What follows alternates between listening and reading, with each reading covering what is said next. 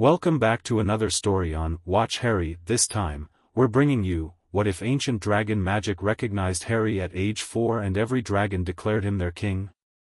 Your likes fuel our creativity. Subscribe and stay tuned. Here's the story.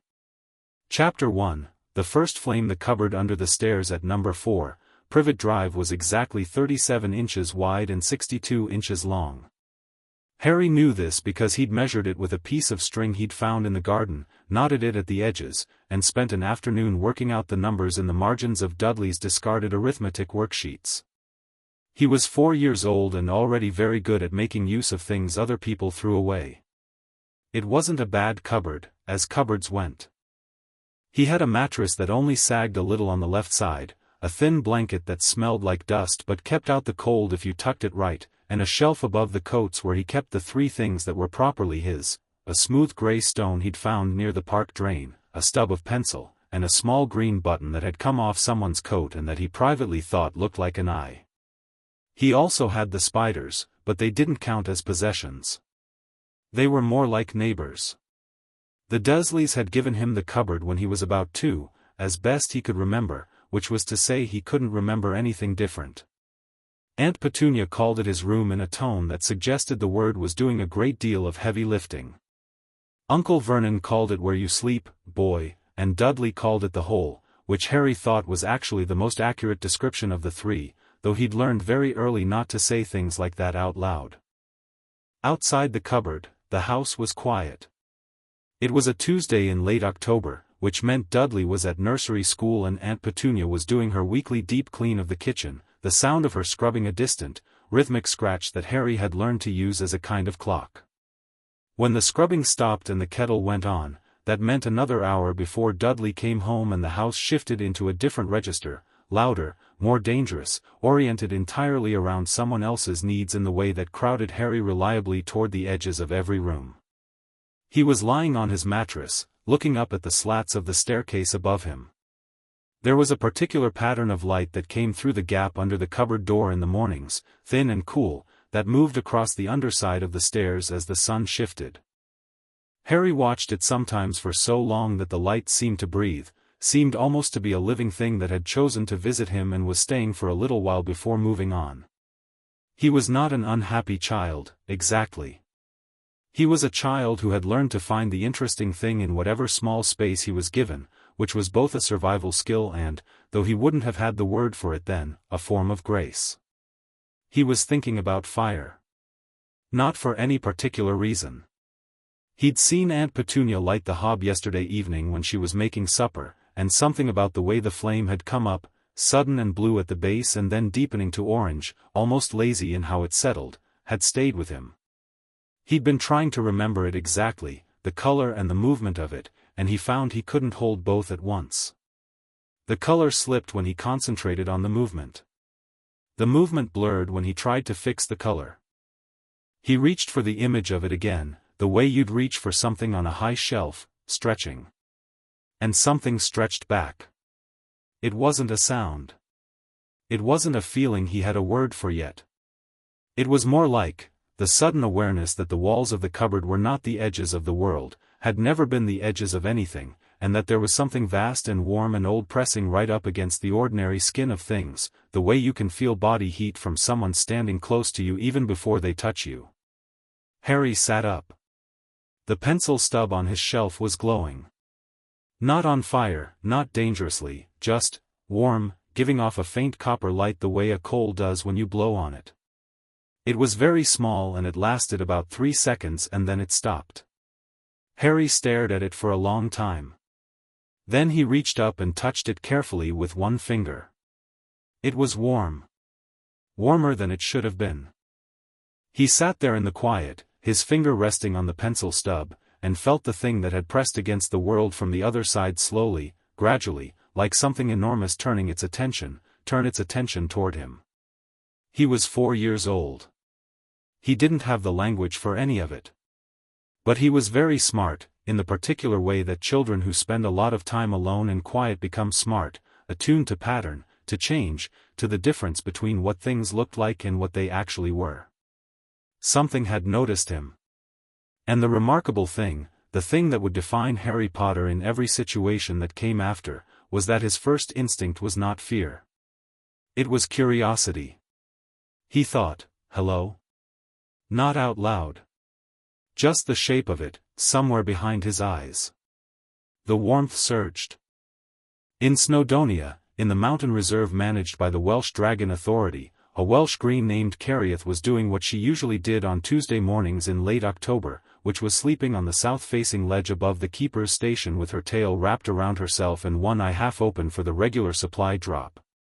Cariath was 83 years old, which for a Welsh green put her solidly in early middle age, and she had the temperament of most middle-aged Welsh greens, comfortable, mildly territorial, and deeply uninterested in anything that couldn't be directly related to food, sun, or the particular sheep paddock on the lower reserve she considered hers by right. She raised her head. Not because there was a sound. Not because she smelled anything unusual on the north wind, which was cold and carried rain and the distant mineral tang of Llyn Tegid. She raised her head because somewhere in the deep subterranean current of the thing that connected all dragons, not a language, not exactly a sense, more like the way you feel a heavy footstep through the floor before you hear it, she felt something she had not felt in her 83 years. A pulse. Deep and ancient. Warm as the first fire. She was standing before she understood she'd decided to stand. Her wings spread partway, instinctively, the green-brown membranes catching the pale autumn sunlight. The keeper at the station below looked up from his paperwork and went very still, the way experienced dragon keepers learn to go still when something changes in a dragon's posture without any apparent cause. Cariath turned toward the southeast. Held that position for 3 seconds. And then she did something that the keeper would spend the next 15 years insisting he'd witnessed correctly, though he was never fully believed. She lowered her head. Not to look at something. Not the functional dip of a dragon scanning terrain. A deliberate, unmistakable bow, the massive head going down until her snout was nearly level with the ledge, held there for a long moment, before she lifted it again. Then she settled back onto her ledge, tucked her tail, and went back to sleep as if nothing had happened. The keeper stared for another 30 seconds. Then he wrote in his logbook, Cariath, unusual behavior, 8:47. Possible stress response? Check feed schedule. He underlined check feed schedule and went back to his tea. In the Andes, 12,000 feet above sea level on a cloud-wrapped ridge that didn't appear on any Muggle map, a Peruvian viper tooth paused mid-flight, hung motionless on a thermal for exactly 4 seconds, and then tilted her head toward the northeast and stayed oriented that direction for a long time before she resumed her circuit of the ridge. In the forests east of Bucharest, on the Romanian dragon reserve that was the largest in Europe, 5 dragons of 4 different species all turned their heads at the same moment and held the same direction. In the mountains of China, in the remote breeding grounds where the Chinese fireball kept watch over a clutch of eggs through the deep cold months, the eldest female raised her head from the eggs and breathed out a long column of gold and scarlet flame for no reason that the lone observing magizoologist could determine, except that it looked, he noted with the slightly embarrassed precision of a scientist writing down something he knew would be questioned, ceremonial. It took approximately 3.5 minutes for the pulse to reach every dragon on the planet. Which is not a long time in absolute terms. In the history of dragonkind, which stretched back further than any written record, further than any living human knowledge, it was an eye blink. But every dragon felt it. And every dragon, in whatever way was natural to their species and their individual temperament, from a bow to a turned head to a column of fire to a Welsh green settling back to sleep, acknowledged it. The king pulse had come. There was a king. Harry didn't know any of this. What Harry knew was that his pencil stub was still warm, that the cupboard felt oddly bigger than usual, and that when Aunt Petunia called him for lunch at 12:30, he walked out of the cupboard carrying a feeling in his chest like a banked coal, quiet and steady and very, very warm, that he'd never had before and that didn't go away when he sat down at the kitchen table and ate his half sandwich and his glass of water and watched Dudley come through the door from nursery with a smear of something orange on his collar and the beginning of a tantrum already building in the line of his mouth. The warmth stayed. It stayed while Dudley knocked Harry's glass over on purpose and then looked at Aunt Petunia with wide innocent eyes, and it stayed while Harry cleaned it up, and it stayed through the afternoon and into the evening when he was back in the cupboard with the door latched from the outside and the house settling into its nighttime sounds. He lay on his mattress and thought about the fire. The warmth in his chest pulsed gently. Like something breathing. Like something that had gone to sleep against his ribs and was comfortable there. He put his hand over it, which accomplished nothing physically but felt right. "Hello," he said, out loud this time, very quietly, because there was no one to hear him through the cupboard door unless Aunt Petunia was in the hall, which she wasn't at this hour. The warmth pulsed again. "Okay," Harry said. He went to sleep. The fire lizard appeared 3 weeks later. Harry woke up at some point in the small hours of the night. The house was completely quiet, which meant it was well after midnight, because Uncle Vernon snored loud enough to be heard from the cupboard when he was in early sleep, and knew, with the absolute certainty of someone receiving information through a channel they couldn't explain, that there was something in the cupboard with him. He didn't sit up fast. He'd learned young that sitting up fast in the dark was a way to crack your head on the underside of the stairs, so he came awake carefully, checking the space first with his hands, and found that the cupboard was warmer than it should have been and that there was a faint glow coming from the corner near his shelf. He turned his head. It was about the size of a large cat. Maybe a little longer, in the body, and the limbs were different, 4 of them, with a 5th limb that he eventually understood was a tail, curled around a set of claws that gripped the edge of the shelf with what looked like very precise care. It had wings, folded tight against its body, which was the thing that took Harry the longest to understand because wings attached to an otherwise cat-sized creature made a shape his brain kept trying to correct into something more familiar. It was the color of old embers, dark red-brown at the body, shading to orange at the edges of its scales, with a faint inner glow that pulsed with its breathing and cast the same warm copper light he'd seen from the pencil stub 3 weeks ago. It was looking directly at him with eyes that were gold. Harry and the fire lizard considered each other for a moment. Then it made a sound. Not a roar, nothing like the idea of a dragon he'd absorbed from the 2 or 3 books he'd been allowed to look at in the school library during reception. It was a lower sound, a resonant hum that he felt in his sternum more than heard with his ears, and underneath the sound there was, improbably, the distinct quality of a greeting. "You're a dragon," Harry whispered. The fire lizard's chest puffed slightly. It appeared to find this satisfying. "A small one," Harry added, because he was 4 and honesty was one of his dominant qualities at this stage of life. The puffed chest deflated slightly. There was a quality now that was distinctly, unmistakably offended dignity, which was quite a lot of emotional range from something smaller than a house cat. "Sorry," Harry said, quite genuinely. "You're a small, excellent dragon." The chest repuffed. Harry sat up slowly, taking his time so as not to startle it, and sat cross-legged on his mattress at eye level with the shelf. Up close, the detail of the fire lizard was extraordinary. The scales overlapped like fish scales but had a different quality, more like armor plating in miniature, and each one had a fine edge that caught the light from its own inner glow. The wings, folded, had a structure he could trace even closed, the way they jointed at the shoulder, the secondary fold at what he supposed was a wrist. It extended its neck forward and sniffed at him, its nostrils, tiny, barely visible, set just above the mouth, flaring. Then it made the humming sound again, and there was something in it now that was deeply, completely, immediately certain. "Yes," it said, in no language Harry had ever heard, in the most direct and uncomplicated way possible. "You." Harry felt the warmth in his chest surge in response. They looked at each other. "You can stay," Harry said. It was already curling its tail more securely around the shelf. The question of whether it was staying had, from its perspective, already been settled. For 3 days, Harry managed to keep Ember. The name came to him almost immediately, so natural he didn't remember deciding on it, a secret from the Dursleys. Ember seemed to understand secrecy with an intelligence that went beyond animal instinct. When Harry left the cupboard in the morning, Ember went very still and very cold and tucked herself so deep into the coat shadows at the back of the shelf that she was genuinely invisible.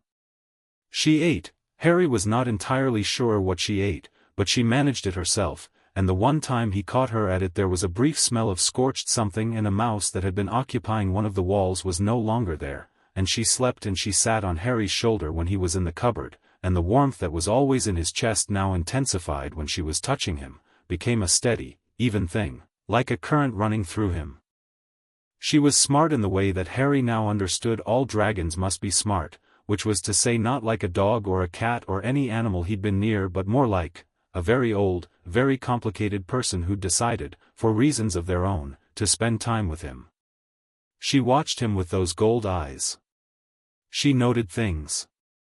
When he was sad, and he was sad sometimes, quietly, without drama, in the way of a child who has decided not to make a fuss because making a fuss serves no purpose, she pressed herself against his ribs and hummed, and the warmth helped. The discovery, when it came, was via Dudley. Dudley had developed a habit that autumn of testing the boundaries of the cupboard latch, which he'd recently found he could work from the outside without needing an adult to supervise. He'd done it twice already, the second time locking Harry in for 4 extra hours past supper, which Aunt Petunia had eventually noticed and blamed on an accident. On the 4th day of Ember's residence, Dudley worked the latch in the afternoon while Harry was inside, shoved the door open hard enough to bang it against the underside of the stairs, and demanded Harry come out and find his missing toy, which Dudley had lost and was therefore somehow Harry's fault. And Ember, who had been on Harry's shoulder and who had not yet had occasion to encounter Dudley directly, came face to face with an extremely large, loud, unpleasant 4-year-old and reacted the way a small dragon with a strong sense of territorial propriety and a deep personal connection to the person being shouted at would naturally react. She didn't breathe fire. She was too young, or the instinct to protect over the instinct to harm was stronger, whatever the reason, she didn't flame. What she did was spread her wings to their full span, which in the context of the small cupboard was quite alarming, and produce a sound that was not the quiet hum Harry knew from evenings together but a sharp, layered sound that sat at the boundary between hearing and feeling and that communicated threat with a clarity that needed no translation whatsoever. Dudley went backward so fast he sat down on the hallway floor. And then Dudley screamed for his mother. The aftermath was, to put it simply, enormous. Uncle Vernon arrived home from work to find his wife in a state of controlled hysteria, his son crying in the kitchen, and a small dragon in the hall that had stationed itself between Harry and the rest of the house with its wings out and its inner glow turned up to something that lit the walls orange. Uncle Vernon looked at the dragon. The dragon looked at Uncle Vernon. Uncle Vernon looked at Harry, who was standing calmly slightly behind and to the left of Ember, which was more or less the first position of genuine calm Harry had occupied in the Dursley household since he could remember. "Boy," Vernon said, with the specific tone of someone who has a great many things to say and is struggling to select the most pressing, "what is that?" "I don't know exactly," Harry said honestly. "I think she's a kind of dragon." The word dragon did something to Vernon Dursley's face that Harry found genuinely interesting, a sequence of expressions moving through it too fast to count. "Get it out," Vernon said. "Get it out of my house, get it out." He moved toward Ember with the purposeful stride of a large man accustomed to physical intimidation, and Ember, very calmly, without drama, with the confidence of something that was old in its bones regardless of its size and that understood hierarchies in a way that was not remotely impressed by Uncle Vernon Dursley, opened her mouth and breathed a thin, precise jet of copper-orange flame that passed close enough to Vernon's left ear to singe the hair. There but touched nothing else. Vernon stopped. The flame cut off. Ember's golden eyes held Vernon's for a long moment. Vernon Dursley, who had spent his life asserting himself as the largest and most significant thing in any room he occupied, took one step backward. Then another. "We are not," he was breathing hard, a hand pressed to his ear. "We are absolutely not, this is a, Petunia, call someone." "Who am I supposed to call, Vernon?" Aunt Petunia said, from the kitchen doorway, with the voice of someone who has already processed the reality and arrived at pragmatic desperation before anyone else. "Who in the world do I call about a dragon?" As it turned out, someone called them. The Ministry of Magic's improper use of magic office had been tracking an unusual magical signature out of Surrey for 3 weeks. Not a spell, nothing that corresponded to any known wandcast form, but a recurring pulse that set off their ambient monitoring equipment in a way that their senior analyst described as, like someone dropping a boulder into a very old, very deep pond. They'd filed it as accidental magic from an unregistered child, standard procedure, and scheduled a routine follow-up. The night of Ember's dramatic introduction to the Dursley household, 3 things happened simultaneously in the ambient monitoring equipment. The pulse from number 4, Privet Drive went from intermittent to constant, the ambient magical signature spiked to a level that blew out 2 of their monitoring crystals, and their specialist in creature-related magical signatures, a compact woman named Adelaide Price who had been with the Beast Division for 11 years and had the specific alertness of someone who has catalogued enough strange things to know when something is actually strange, came in from her dinner because her personal monitoring pendant, which she wore specifically to be woken up in the middle of the night for this kind of thing, had gone from ambient buzz to screaming in under a second. Adelaide apparat to the street outside number 4 at 8:10 in the evening and stood on the pavement looking at the house, which from the outside appeared completely ordinary, a semi-detached suburban home on a very tidy street, lamplight in the front window, a garden that had been landscaped with oppressive precision. She had her wand out. She also had a creature specialist kit on her belt that contained, among other things, a dragon proximity charm that was currently registering its highest reading she'd ever seen in a domestic setting. She walked up to the front door and knocked.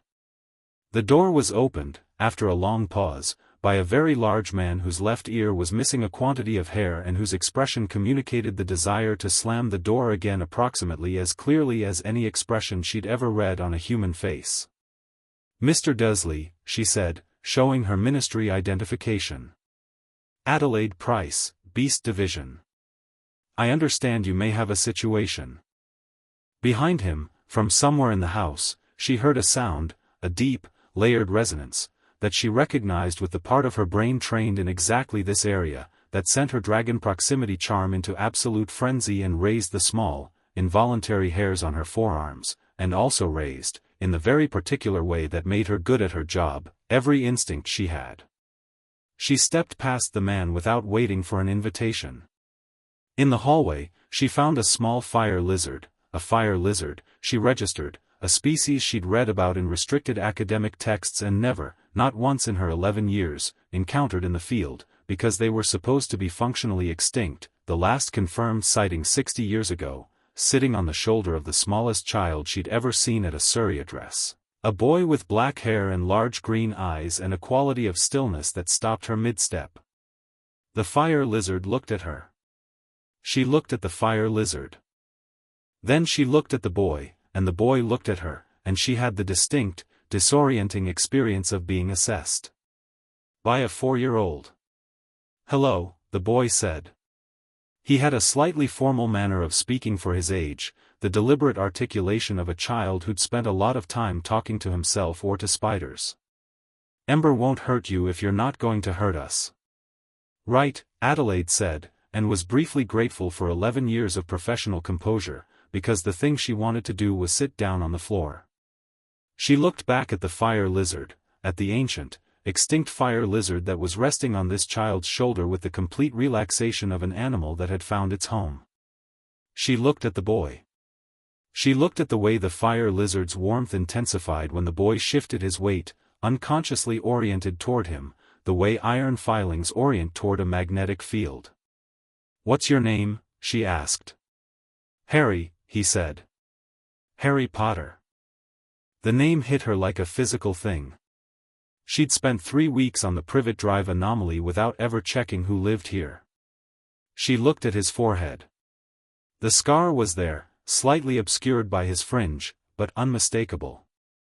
"Harry Potter," she repeated. "Yes." He tilted his head.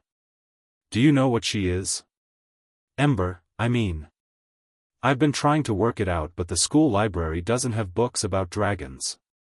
Adelaide Price, 11-year veteran of the Beast Division, who had tracked basilisks and handled hippogriff nesting disputes and once spent a week in the Hebrides containing a rogue kelpie population, looked at this 4-year-old boy with a functionally extinct dragon species on his shoulder, asking her in a careful, hopeful voice about the academic classification of his companion. "She's a fire lizard," Adelaide said, because there was nothing else to say. "They're very old. Very rare. We thought," she stopped. "They're very rare." "Rare like almost gone?" Harry asked. "Yes." He looked at Ember. "Is she okay?" "She looks extremely okay," Adelaide said. She reached slowly for her notation pad, the pure professional habit of it steadying her. "Harry, I need to ask you a few questions, if that's all right." "Okay," Harry said. "Can I ask questions too?" "Yes," Adelaide said. "I think that's fair." Behind her, Uncle Vernon made a noise. "Mr. Dursley," Adelaide said, without turning around, "you may want to go and check on your son. I'll be here for a while." Adelaide's report to the ministry ran to 37 pages and was classified at a level that required the personal authorization of the head of the Department of Magical Law Enforcement to access.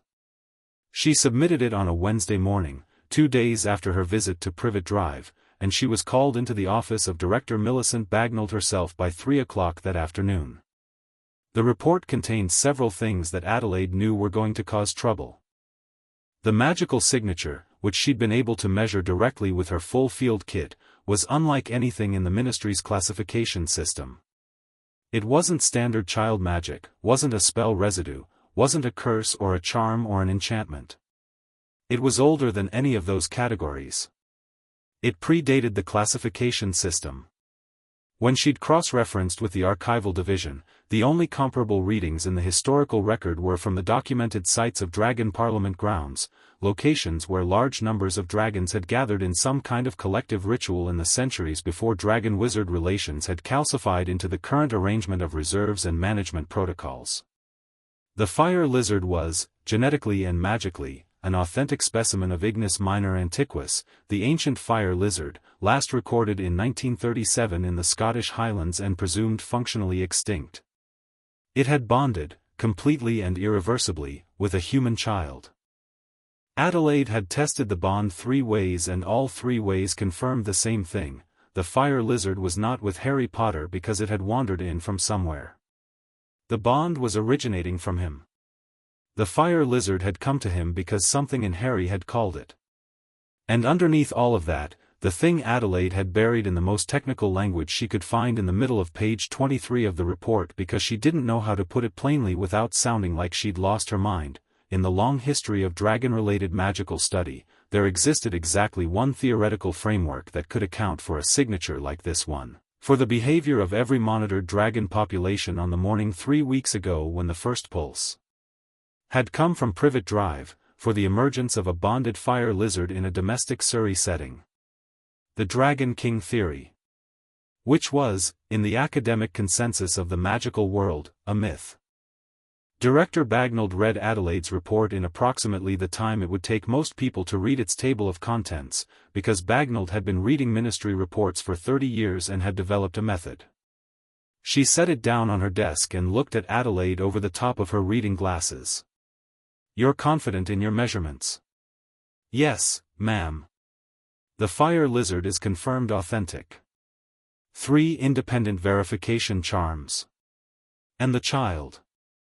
Bagnold's voice was careful now, each word placed. "He is 4 years old. 4.5, approximately. And he has," Bagnold glanced down at page 23, then back up, "an unconscious, ambient magical signature that is categorically consistent with every recorded indicator of a king bond, yes." Adelaide paused. "I know how it sounds." "It sounds," Bagnold said, "like the kind of thing that, if it became publicly known, would destabilize every piece of international dragon relations policy we have." She picked up her quill, set it down again. "It also sounds like the kind of thing that would attract attention from certain quarters that the child can absolutely not afford to attract." They both understood without saying it who she meant. It had been 3 years since the Dark Lord's fall. 3 years, and the Death Eater trials, and the long quiet work of rebuilding. Bagnold had spent those 3 years constructing a careful, functional piece on a foundation that was still, if she was honest with herself in the small hours, cracked.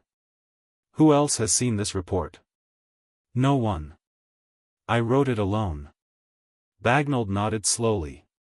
You'll note that it needs to be formally filed, which requires at minimum the Beast Division head and the Department of Mysteries liaison to see it. Yes, ma'am. And Dumbledore, Bagnold said, as if the name were something she'd been avoiding and had now decided to just pick up and deal with. Dumbledore will need to see it.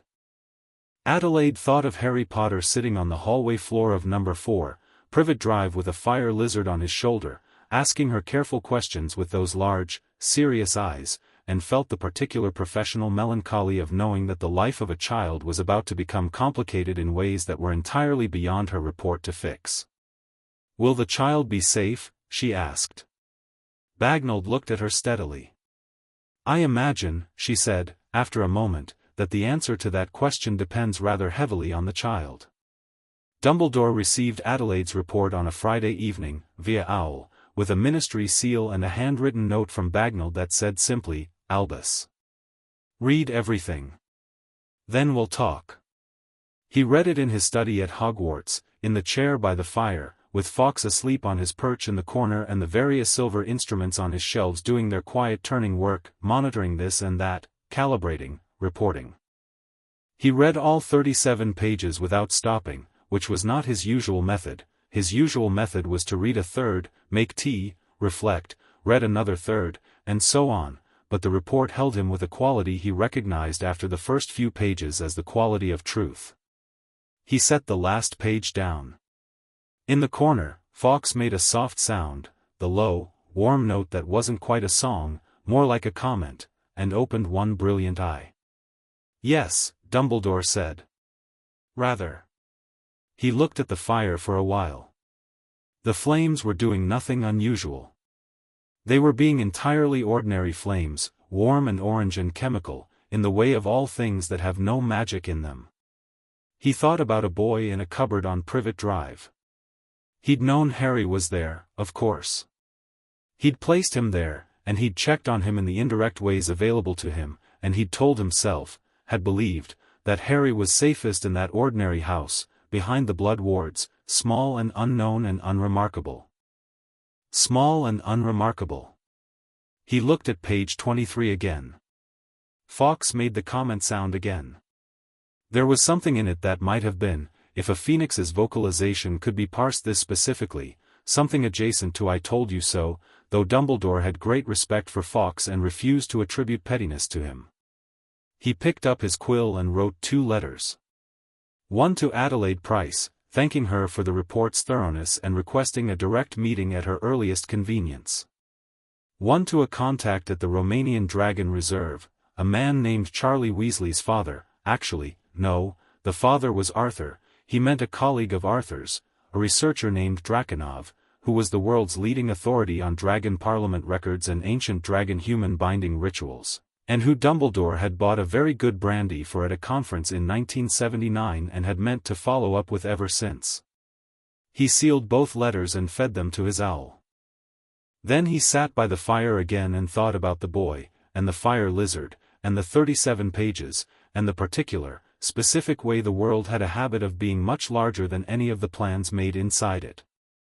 All right, he said, finally, to no one in particular, or possibly to the fire, or possibly to the general principle of a universe that had once again demonstrated its complete indifference to his carefully constructed frameworks.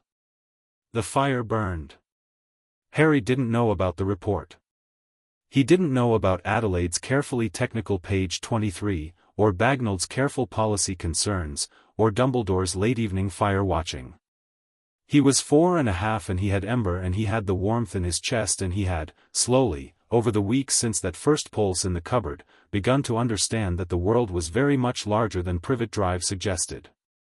He didn't have words for most of it. He had impressions. The feeling that when he stretched out in the dark, the way he'd stretched reaching for the memory of flame that first day, there was a response, not one response but many, distributed, diffuse, the way starlight is distributed across the whole sky and you can see it all at once without being able to point at a specific point and say that is where the light comes from. He had the impression of age, enormous age, stretching back past anything his small collection of allowed school books could account for, age that made the Dursley house and Privet Drive and probably the whole of Little Whinging look approximately as significant as a grain of sand. And underneath the age and the vastness, something that was not so different from what he felt when ember pressed against his ribs and hummed in the dark. Warmth. Recognition. A certainty so old it had stopped needing to announce itself. He was something. He didn't know what, exactly. But he was something, and the something had been known before he knew it himself, and it was waiting, not impatiently, because what waited in that deep current didn't experience time the way a 4.5-year-old in a Surrey cupboard experienced time, it was waiting for him to grow into it, the way a coat that's slightly too large waits for you to grow into it. And in the meantime he had ember and the warmth and the grey stone and the green button that looked like an eye and the pattern of morning light across the underside of the stairs. He was, all things considered, doing quite well. One evening in November, lying on his mattress with ember warm against his side and the house quiet above him, he thought, I wonder what you all look like. The current ran warm and immediate in response. In the Dragon Reserve in Romania, in the pre-dawn cold, 5 dragons turned their heads toward the west and stayed that way for a while. Harry fell asleep smiling. Chapter 2. The boy who was known. The letter arrived on a Tuesday morning in July, 6 years after the night Adelaide Price had stood in the Dursley hallway with her dragon proximity charm screaming. Harry knew it was coming. Not because anyone had told him, nobody told Harry anything, as a rule, which was one of the more reliable constants in his life, but because Ember had been restless for 3 days, pacing the shelf in the cupboard with a focused energy that Harry had learned to read as anticipation rather than agitation. She'd grown over the years, incrementally, in the way of things that grow slowly enough you only notice when you look back. She was now roughly the size of a large cat, longer in body, and the inner glow had deepened from copper to something closer to dark amber. She was more beautiful now than she'd been at 4, which Harry thought was probably true of most things given enough time and the right conditions. Aunt Petunia had reached a functional arrangement with Ember's existence, which was, she didn't acknowledge it, and in return Ember maintained the convention of invisibility during daylight hours and Vernon's working week. It had taken approximately 1 year of careful, incremental negotiation, during which Ember had singed 2 tea towels, a section of kitchen curtain, and the left arm of Vernon's second-best armchair, and Harry had demonstrated on multiple occasions the kind of quiet, precise diplomacy that 11 years in a hostile household either builds or destroys, and in his case had built. Vernon still hated it. But Vernon had also, at some point around Harry's 7th birthday, made the kind of private, internal calculation that large men make when they realize that the thing they've been trying to intimidate has stopped responding to intimidation, not through defiance but through the simple, solid absence of fear that is somehow more deflating than any argument, and had shifted from active confrontation to aggressive silence, which Harry found significantly easier to manage. The letter came with the Morning Post. Petunia was sorting it at the kitchen counter when she found it. Harry heard the small, particular intake of breath she made when something surprised her, which was a different sound from her regular sharp exhale and significantly rarer. He looked up from his toast.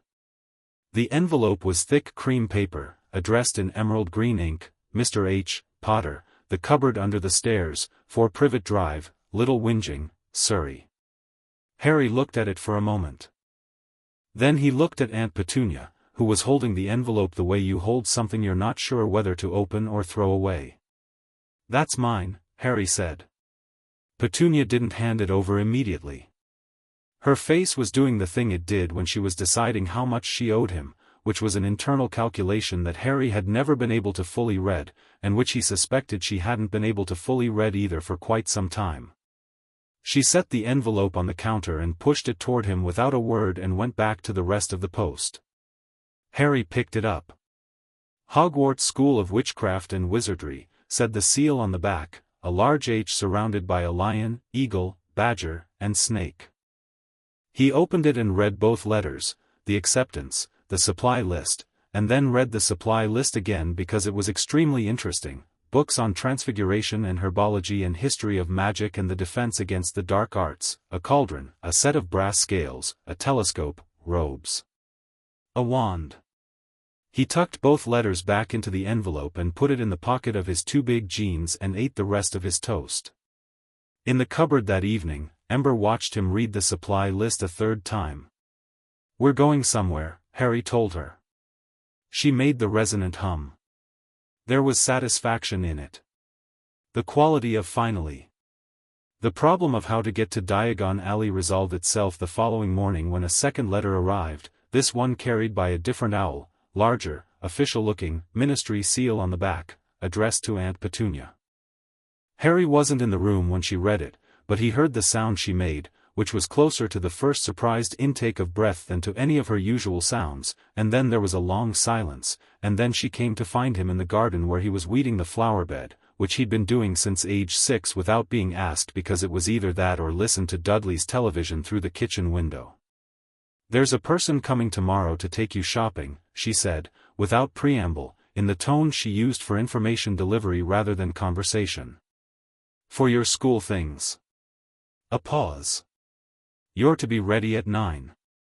Harry sat back on his heels and looked up at her.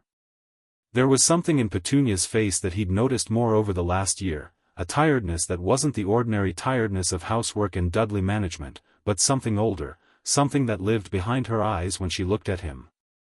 He'd wondered sometimes what she saw when she looked at him. He didn't think it was him, exactly. He thought it was something around him that she could almost see and couldn't stop almost seeing, and that the effort of almost seeing it for 10 years had tired her out. "Thank you," he said. She turned and went back inside. He went back to weeding, but the warmth in his chest had sharpened into something that felt like the anticipation you feel in your teeth before a storm. The person who came the next morning was a witch Harry had not met before, a young man, actually, barely 20 by the look of him, with the ministry badge on his robes and the specific self-important manner of someone on their first significant assignment. His name was Perkins, he said, Junior Liaison, Muggleborn Integration Office, here to escort Mr. Potter to Diagon Alley for his school shopping. He was entirely unprepared for Ember.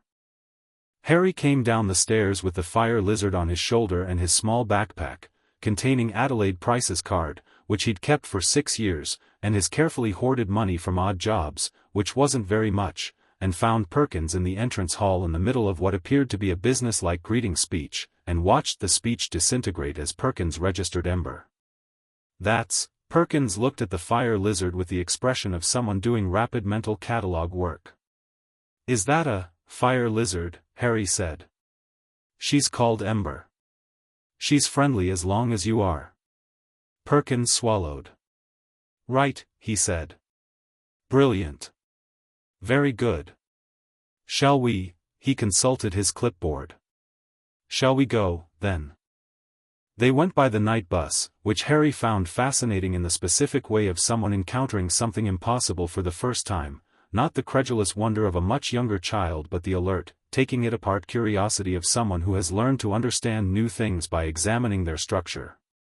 He sat near the window and watched London change around him and registered the way Ember's warmth shifted and brightened as they got further from Privet Drive, as if the city itself had a different quality, and he could feel the difference the same way you can feel the change in air pressure when you move between rooms. There was more magic here. He could feel it the way you feel warmth from a fire before you see it, not directed at him, just ambient, present, the residue of 1,000 years of a world he was about to enter. Perkins talked. He gave Harry what was clearly a standard orientation speech about Diagon Alley and the wizarding world, well-intentioned and reasonably informative and pitched about 4 years below Harry's actual level of understanding, which Harry bore without comment because Perkins was trying to be helpful and there was no point in making him feel bad about that. "Any questions?" Perkins finished, as the night bus lurched to a stop. "Several," Harry said honestly. "But I'll save them." Diagon Alley was extraordinary and Harry knew he found it extraordinary, but he also, almost immediately, noticed the people. Specifically, he noticed the way people noticed him. Not the straightforward look and look away of ordinary recognition, though that happened too once or twice, a woman who glanced at his forehead and went still, a shopkeeper who leaned over his counter when Harry passed. Those he'd half expected. Adelaide Price had explained the scar and its significance one rainy afternoon when he was 7 and asked her directly about it, and he'd had several years to process the information and decide what he thought about it, which was, not much, currently. No, what he noticed was the other kind. The animals. There was an owl in the window of Elop's Owl Emporium that turned to follow his progress down the street in a way that other owls weren't doing. A cat sitting on the step of a shop that lifted its head when he passed and kept looking after him. A flobberworm in a jar in the window of the magical menagerie that shouldn't have been capable of directional attention but was unambiguously oriented toward him. And the deeper warmth, the one in his chest that was separate from Ember and had been with him since the cupboard, was louder here. More active. Like a signal finding more to resonate with. He filed all of it away and followed Perkins to Gringotts. Gringotts was a white marble building that looked, Harry thought, like it had been designed by someone who wanted to communicate permanence in all capital letters and with full emphasis. The goblins at the door, short, sharp-featured, with expressions suggesting they'd heard everything anyone might think of saying and found it insufficient, looked at him with polite professional disinterest as Perkins presented his credentials. Harry stepped through the bronze doors. Then through the silver doors. And stopped. The hall inside was vast, vaulted, busy with goblins at counters and wizards queuing and the general organized activity of what was clearly the most important financial institution in the magical world. He took all of this in. He also noticed, in the first 3 seconds of being in the room, that the bronze dragon sculptures on the pillars had moved. Not dramatically. Not so anyone was screaming or pointing. But the dragon on the nearest pillar had shifted its head, its cast bronze neck turning with a sound like a very quiet grinding of metal on metal, and it was looking at him. The one further down the hall had done the same. He looked around carefully and found that all of them, 6 bronze dragons on 6 pillars running the length of the hall, had turned their heads toward the doors. Toward him. One of the tellers looked up from a ledger. Looked at the pillar dragons. Looked at Harry.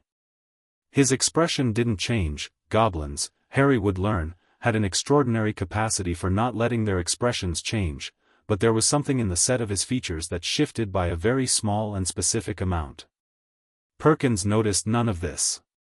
He was leading Harry toward a teller, consulting his clipboard about vault arrangements. Harry looked at the nearest bronze dragon. It looked back with eyes that had no pupils, no irises, just the flat bronze surface of a sculpture, and yet he could feel, with the same certainty he felt Ember's warmth, the quality of attention from it. "Are they always like that?" he asked a passing goblin, as casually as he could manage. The goblin stopped. Looked at the pillars. Looked at Harry. The calculation in that look was extremely fast and entirely undisguised, which Harry appreciated. "No," the goblin said. "Right," Harry said. The goblin looked at him for one more second. Then it inclined its head, a small, precise movement, sharp as a punctuation mark, and moved on. Perkins had reached the teller and was in the middle of explaining vault authorization. Harry stood slightly behind him and felt the room and the warmth and the bronze dragon's attention, and thought, this is going to be an interesting day. The vault visit was straightforward enough, except that in the cart on the way down, the dragon they passed guarding one of the upper vaults, a real one, massive and pale and chained, raised its head as the cart went by and turned to follow them with eyes like lanterns, tracking Harry's passage with the focused attention of something that has recognized a specific signal, and the warmth in Harry's chest responded with a surge so strong that he had to press his hand against his sternum and breathe for a moment. The dragon made no sound. It just watched him go. "Magnificent, aren't they?" Perkins said conversationally, misreading Harry's expression entirely. "Yes," Harry said. The vault contained more money than Harry had known was possible in a physical space, and he spent approximately 30 seconds being genuinely awed by it before the pragmatic part of his brain took over and he took what Perkins indicated was an appropriate amount for school shopping and tucked it into his backpack. He thought, walking back through the Gringotts Hall, about what the money meant. Not the amount, the fact of it. That there was a vault here with his name on it, filled, Perkins told him, with gold his parents had left, that had been sitting here his whole life while he lived in a cupboard in Surrey. He turned this thought over in his mind with the specific, careful attention he gave to things that made him feel things he wasn't ready to feel, and he put it away for later. Later. When he had somewhere to put it. Back on the street, he followed Perkins through the bustle of Diagon Alley toward Madame Malkin's first, and then the bookshop, and then the apothecary, and by the time they reached Ollivander's the afternoon had shifted to a warm gold and Harry's backpack was considerably heavier with books and robes in his actual size and a set of brass scales that he found genuinely beautiful, the precise engineering of them. Ollivander's was narrow and crammed and smelled of cedar and something electric that Harry associated with the sharpened quality the air gets just before lightning. The sign above the door said Ollivander's, makers of fine wands since 382 BC, and Harry stood in the entrance for a moment reading it and liking it, the sheer confident age of the claim. Inside, an old man appeared from between the shelves as if he'd been there all along, which he probably had. White eyes. The very particular stillness of someone who has spent a great deal of time in concentrated attention. "Ah," Ollivander said, looking at Harry with an expression Harry recognized as the specific kind of knowing that comes from long expertise in a narrow subject. "Mr. Potter." His eyes moved to Harry's forehead and then away, immediately, and then to his shoulder, where Ember was currently doing her daylight hours invisibility with moderate success, mostly invisible, faintly amber around the edges. Ollivander's eyes stopped there and held for a moment. "And a companion." "She doesn't go in wand boxes," Harry said, on the off chance this was about to become an issue. "I wouldn't dream of suggesting it," Ollivander said, without missing a beat. He turned to his shelves. "Well, now. Wand arm?" The first attempt was cedar and unicorn hair and it did nothing Harry would describe as responding, though it produced a small shower of sparks from one end that Perkins flinched from.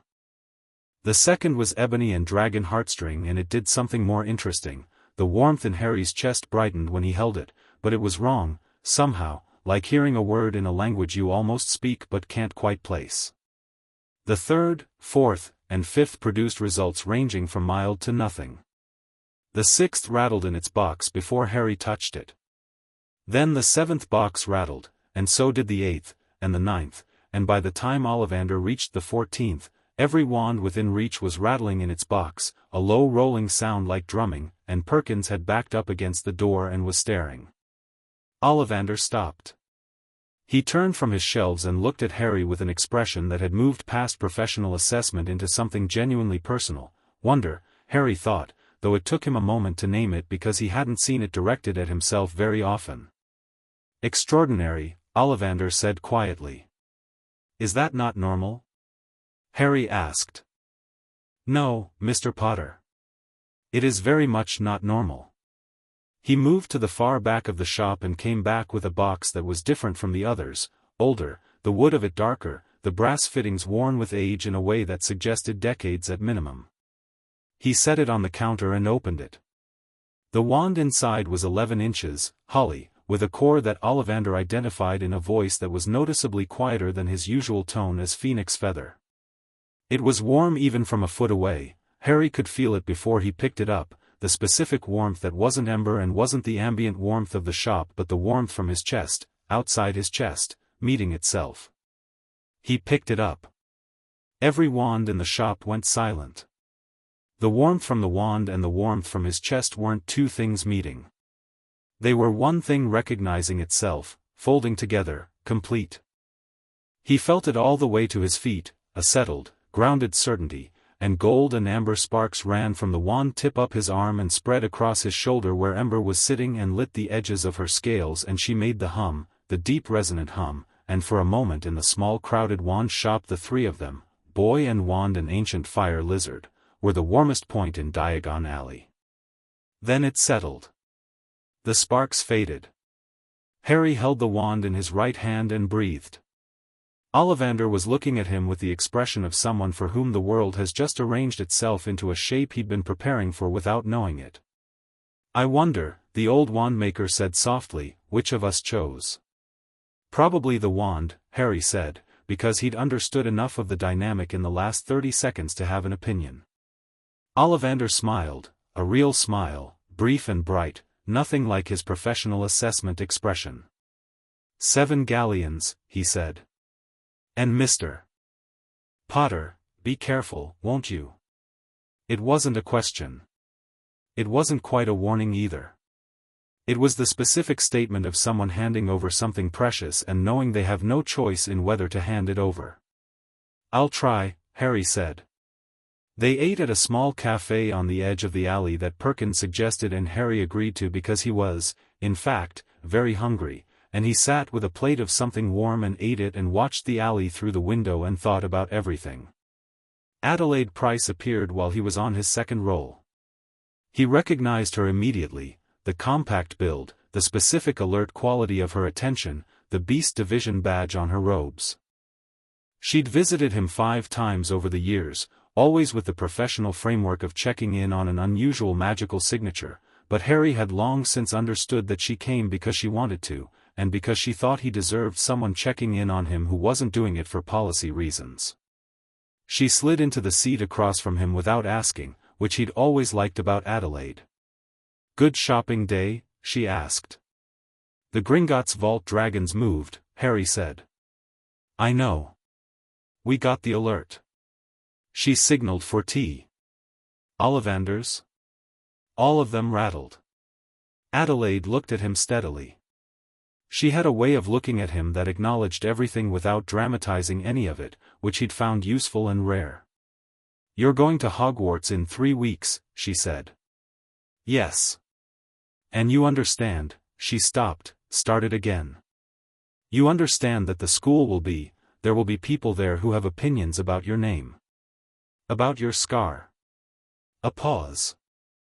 "And there'll be teachers and staff who have plans for you, of one kind or another, and, Adelaide," Harry said. She stopped. "I know," he said. "I've been thinking about it since the letter came. I'm ready." She looked at him for a long moment. He was 10 years old, nearly 11, and she'd known him for 6 years, and she thought, as she'd thought before, though she was careful how she expressed it even internally, that there was something in the way he occupied space that was different from other children. Not older exactly. More like someone who'd been given a very large context very early and had decided to live up to it. "There are things happening," Adelaide said, carefully, "at the ministry. International things. Several foreign ministries have been asking questions about the Surrey signature again. There's been movement in the dragon populations in 3 separate reserves that correlates with your enrollment date, which someone's going to notice eventually and, what kinds of movement? Oriented behavior. They keep orienting toward Scotland." She wrapped both hands around her tea. "Toward Hogwarts." Harry thought about the dragons in the Romanian reserve, 5 years ago, turning toward the west at some point in the small hours, and the way he'd fallen asleep smiling. "They're checking," he said. It wasn't quite a question. Adelaide looked at him. "That I'm going somewhere good," Harry said. He looked out the cafe window at the alley. "They're just checking." The silence that followed had a particular texture, the texture of an adult encountering a truth they'd been working around for a while and finding it stated plainly from an unexpected direction. "Yes," Adelaide said, after a moment. "I think that's exactly it." The train to Hogwarts was the morning of September 1st, and Harry was on platform 9 3/4 20 minutes early because he'd left the Desley house at 6 a.m., which was earlier than strictly necessary but which had required no excuse because nobody at Privet Drive particularly wanted him to stay. He found a compartment near the back of the train and settled into it with Ember in her invisible to casual glance mode and his trunk stowed above and a book open on his lap, A History of Magic by Bathilda Bagshot, which he'd read twice already and was reading again because there were things in it he wanted to understand better, Specifically the sections on pre-ministry magical governance and the chapter on ancient magical covenants, which was shorter than he felt it should be given the complexity of the subject. The red-headed boy came in about 10 minutes before the train left. He was tall and lanky and had a smear of something on his nose that he didn't appear to be aware of, and he stuck his head in with the slightly diffident manner of someone hoping for a seat but not wanting to presume. "Anyone sitting here?" he said. "Everywhere else is full." Harry looked up from Bagshot. "No, come in." The boy heaved his trunk up and sat down across from him and looked at Harry with the frank assessing quality of someone who hasn't yet developed the habit of pretending they're not looking. "You're Harry Potter," he said. "Yes," Harry said. "I'm Ron. Ron Weasley." He said it with the slight bracing quality of someone who knows their name carries associations they didn't choose, which Harry recognized and liked. "My brothers are mostly all here," they said. "It's brilliant. My mum packed sandwiches, she always makes too many, do you want one?" "Please," Harry said. Ron handed over a sandwich, thick-cut bread, what turned out to be corned beef, and they ate in companionable silence for a moment. "What were you reading?" Ron asked. "History of Magic. There's a section on ancient covenants I wanted to reread." Ron's expression was the specific expression of someone trying to work out if this is a joke. "You're reading History of Magic voluntarily. The section on ancient covenants is genuinely interesting," Harry said. "There's almost nothing there, which is suspicious. If something was important enough to require a covenant, there should be more about it." Ron chewed his sandwich thoughtfully. "My dad would say that's usually because someone decided it was better if people didn't know too much about it." "Your dad's probably right," Harry said. Ron looked at him again, and this time the assessment was different, more genuine, less celebrity sighting. Harry had gotten good at spotting the exact moment when people stopped seeing the scar and started seeing him, and this was that moment for Ron Weasley, and he found he liked it. "What house do you think you'll be in?" Ron asked. "I genuinely don't know," Harry said. "What about you?" "Gryffindor, probably. Everyone in my family's been Gryffindor. My brother Percy reckons it's hereditary, but that seems wrong." "It's not hereditary. The Sorting Hat makes individual assessments. It says so in Hogwarts, a history. You've read Hogwarts, a history as well." The library at Privet Drive had a limited selection. Ron was grinning now, the unforced grin of someone who finds something genuinely funny rather than politely amusing. "Fair enough. I haven't read any of it, my brothers just tell me things." "Your brothers probably know more useful things than the books do," Harry said honestly. "You can't get context from books." The compartment door opened.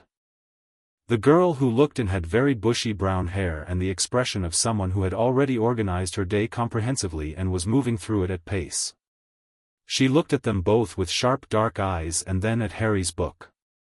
"Is that Bagshot? The first edition or the revised?" "Revised," Harry said. "The first edition cuts the chapter on pre-ministry governance almost entirely. I haven't been able to find a copy." The girl came into the compartment with the decisiveness of someone for whom a decision has been made. "Hermione Granger," she said, sitting down. "I've been trying to find the first edition for 6 months. Do you know why it was cut?" "Not yet. But the section on ancient covenants in the revised is about 8 pages, and a covenant that was important enough to anchor the whole governance structure shouldn't get 8 pages. Which means either Bagshot didn't know much about it or she knew more than she put in."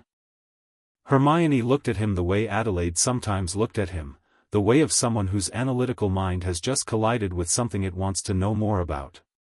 "What kind of covenant?" Harry considered for a moment. He'd spent a long time deciding how much to tell people, and when, and had come to the general conclusion that honesty was both morally correct and practically smarter than the alternative, but that timing mattered. "I'll tell you properly when I know more," he said. "But, do you know anything about pre-wand magic?" "Pre-wand?"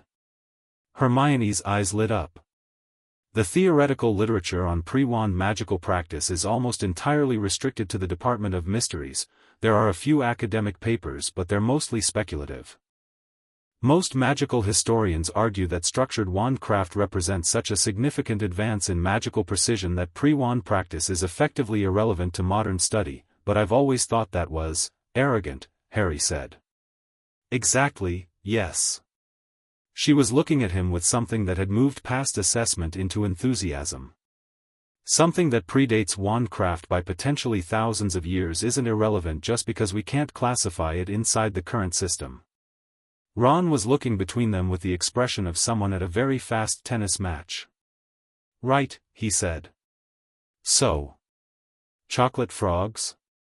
The sorting was the end of the evening, after the boats and the entrance hall and the great echoing wonder of the great hall itself, which Harry looked at with the same taking-it-apart attention he'd given the night bus, not unmoved by it, genuinely moved, but registering its structure at the same time, the enchanted ceiling and the floating candles and the 4 long tables and the high table where the teachers sat.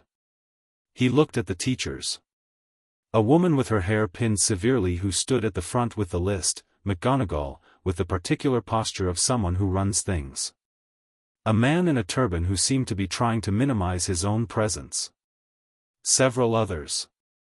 And at the center of the high table, an old man with a long silver beard and half-moon spectacles who was the only person at the table not looking at the first years. He was looking at Harry. When Harry looked back, Dumbledore smiled, a warm, genuine smile, nothing to object to, and inclined his head the faintest amount. Harry nodded back and looked away. The sorting began. Names were called. Lavender Brown, Gryffindor, to pleased applause. Justin Finch Fletchley, Hufflepuff. Hermione Granger, Gryffindor, the hat barely touching her head before it called. Neville Longbottom, Gryffindor, after a pause. Draco Malfoy, a pale, precise-featured boy who'd made himself known on the boats with the specific confidence of someone who'd been told all his life that everything was already arranged in his favor, Slytherin, immediate. Ron Weasley, Gryffindor, to a roar from the red and gold table. Then McGonagall called, Potter, Harry. The hall went quiet in that particular way that rooms go quiet when something a lot of people have been pretending not to anticipate finally arrives. Harry walked up and sat on the stool and McGonagall settled the hat on his head, and it was immediately, undeniably alive, not just fabric and magic but a consciousness, old and comprehensive and genuinely interested, pressing against his thoughts with the delicate but unmistakable quality of something reading. Well, the hat said. This is unusual. Is it? Harry thought back. I've sorted 17,412 students since my creation, and I have never, I have never felt anything quite like this. What does it feel like? The hat was quiet for a moment. That felt, given that it was a hat on a child's head in a room full of people waiting, slightly long. Like sorting a bonfire, the hat said at last. When I'm accustomed to sorting candles. Not better or worse, just, another pause, different in kind, not degree. That's not very helpful for deciding a house, Harry pointed out. No. Quite right. He could feel the hat's attention moving through him, the quality of it like the beam of a very old lighthouse, systematic, thorough, covering everything. You have the courage of a Gryffindor. The loyalty of a Hufflepuff. The intellectual hunger of a Ravenclaw. The ambition of, it paused, well. Not a typical Slytherin ambition. Yours is, larger. And older. And aimed at something most of these children can't see yet. What would you like to know? Harry asked, because the hat seemed to want to be asked something. I want to know, the hat said, with a quality that in a human would have been called careful, whether you know what you are. Harry thought about the pulse in the cupboard. The pencil stub glowing copper. Ember on the shelf. 6 years of warmth in his chest. The bronze dragons at Gringotts. Every wand rattling in its box. I know enough, he said. Yes, the hat said, and there was something in it that sounded, improbably, like relief. I believe you do. Then, in a louder voice, meant for the hall, Gryffindor. The red and gold table erupted. Harry took the hat off, set it back on the stool, and walked to the Gryffindor table where Ron was waving him over and making space, and Hermione was already sitting down with her precise efficient movements, and a round-faced boy named Neville gave him a shy smile. As he passed the staff table, he glanced up at Dumbledore. The old man was watching him with an expression Harry couldn't fully classify, fond, yes, but behind the fondness something more alert. Something recalculating. Harry sat down. Ember shifted on his shoulder, warm and certain. There, she said, in the way that wasn't words. Yes, Harry agreed. He picked up his fork and ate his feast and listened to Ron explaining Hogwarts Quidditch politics with comprehensive family-sourced commentary, and felt, for the first time in his memory, the genuine, specific warmth of being somewhere that wanted him. Not because of the scar. Not because of the king pulse. Because he'd sat down, and the people beside him had moved over to make room. It was, he thought, a good beginning. Chapter 3, A Crown Made of Fire. The castle had opinions about him. Harry figured this out in the second week of term, when a corridor on the third floor that every other first-year complained about for its habit of changing destination rerouted him exactly where he needed to go 3 times in a row. He'd initially thought it was coincidence. The 4th time, when he was late to charms and the corridor moved him so efficiently that he arrived 2 minutes early, he stopped in the middle of the hallway and looked at the stones around him with the specific attention he gave to things that were trying to communicate.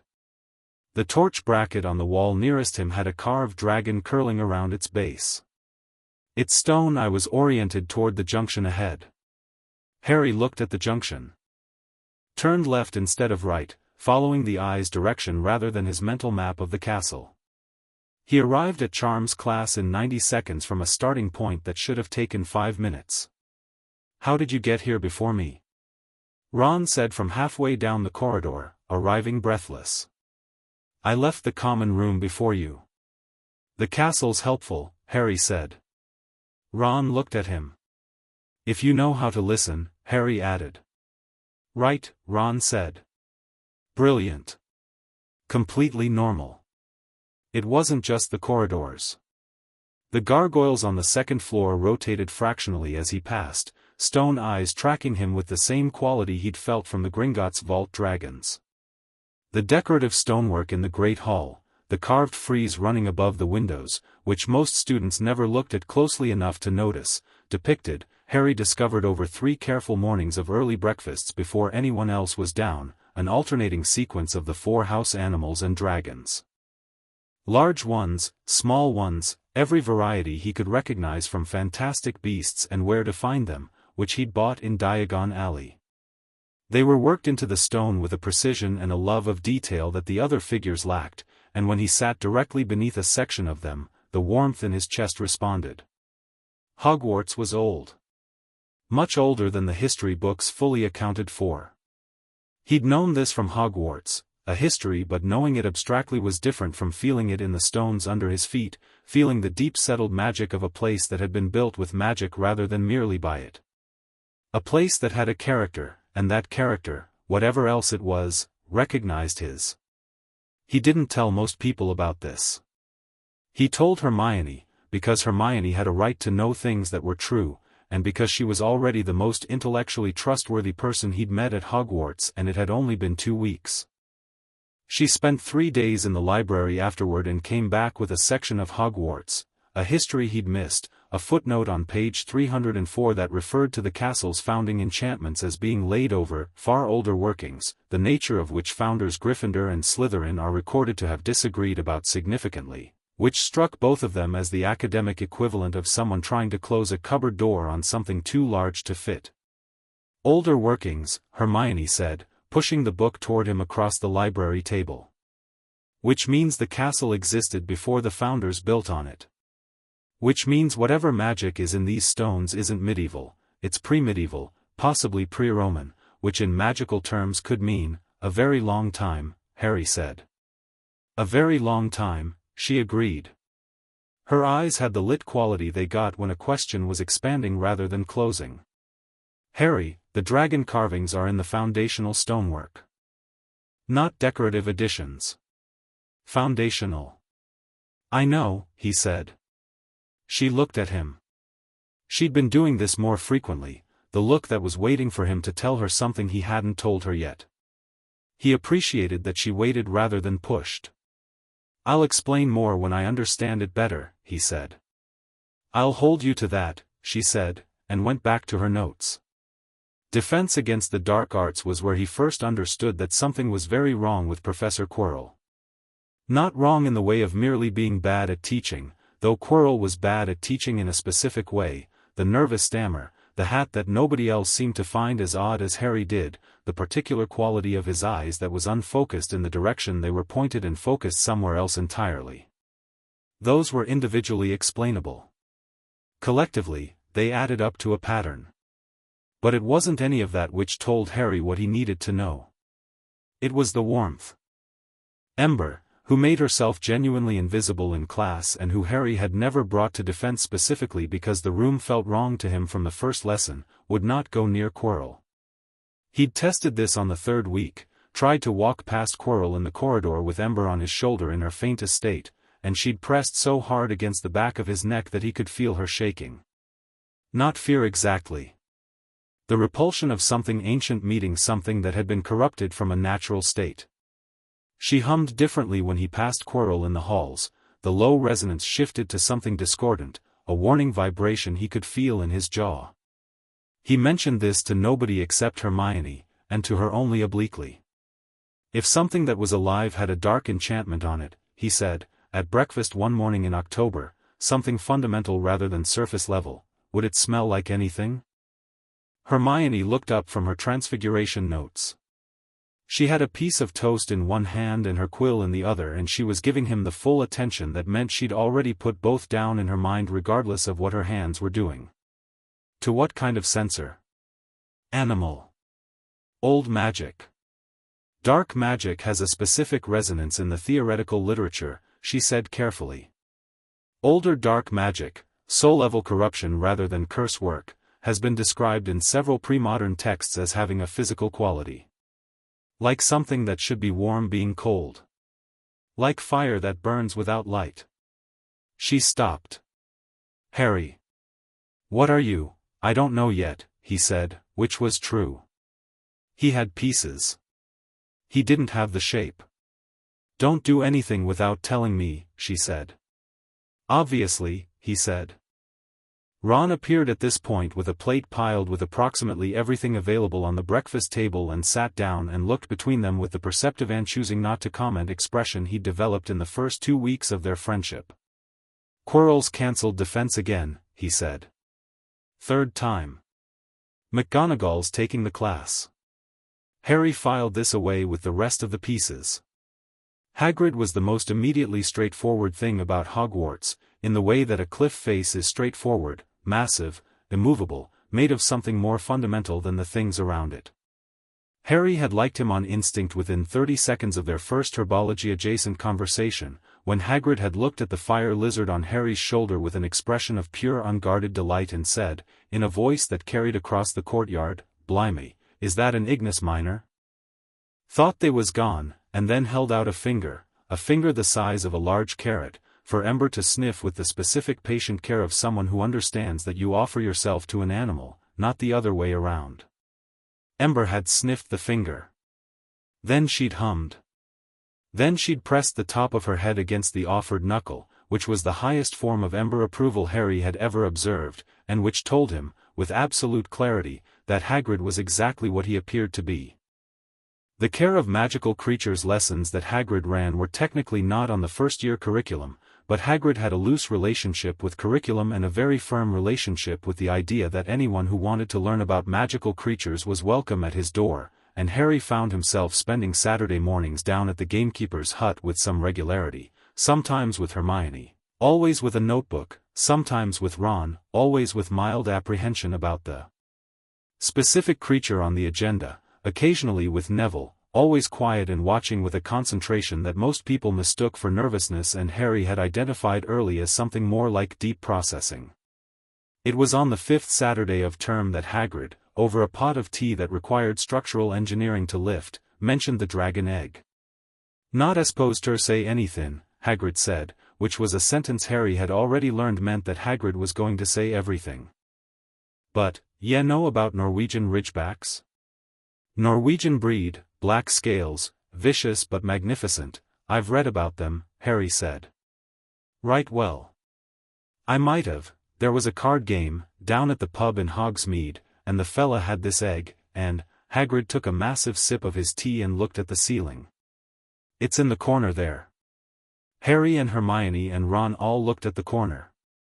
Under a heap of sacking, something was very clearly radiating warmth, the kind of warmth that had a pulse to it. Harry felt the warmth in his chest respond. "Hagrid," Hermione said, in the tone she used when the violation of rules was severe enough to require careful management, "it is extremely illegal to breed dragons. Paragraph 12 of the Code of Wand Use clearly states." I know," Hagrid said miserably. "But she's already laid, and the egg needs tending, and I can't very well. When does it hatch?" Harry asked. 3 weeks, maybe 4. Ridgebacks hatch fast."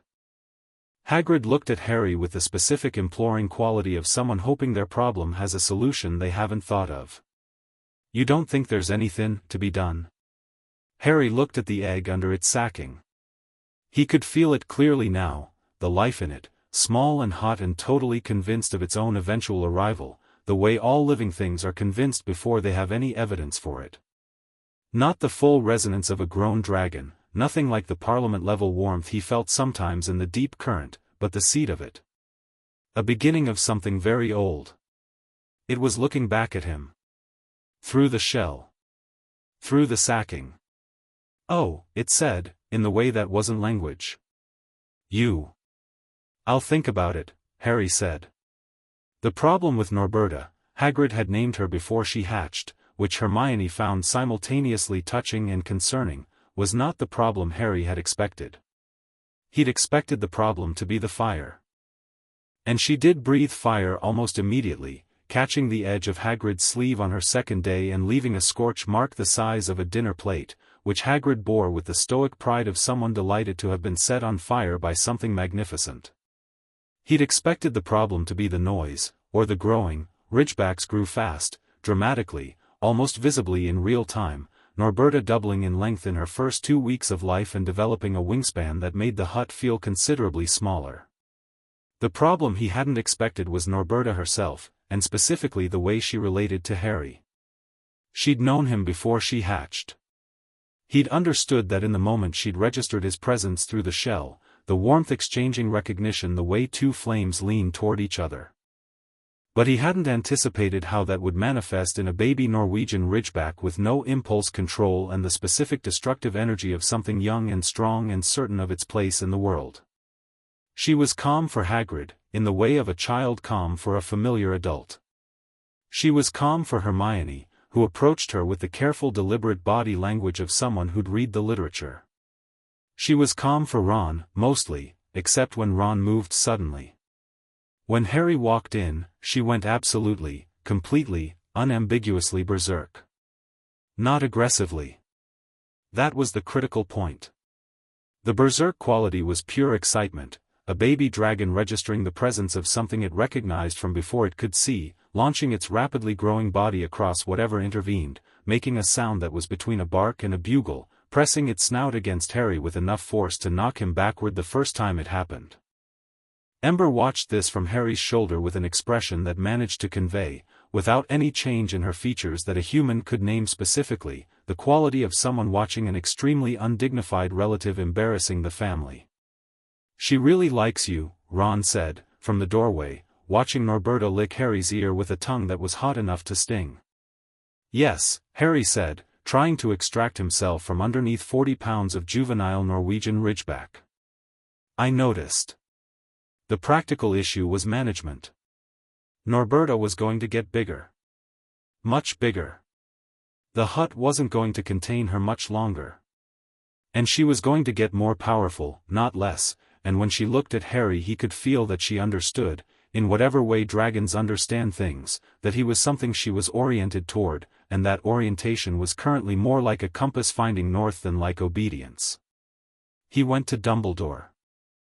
Not because he trusted Dumbledore completely, he'd known the old man was watching him carefully since the sorting, and he understood enough about power and plans to know that being useful to someone else's plan wasn't the same as being safe, but because Dumbledore was the person at Hogwarts with both the authority to handle this and the most information about why it was complicated.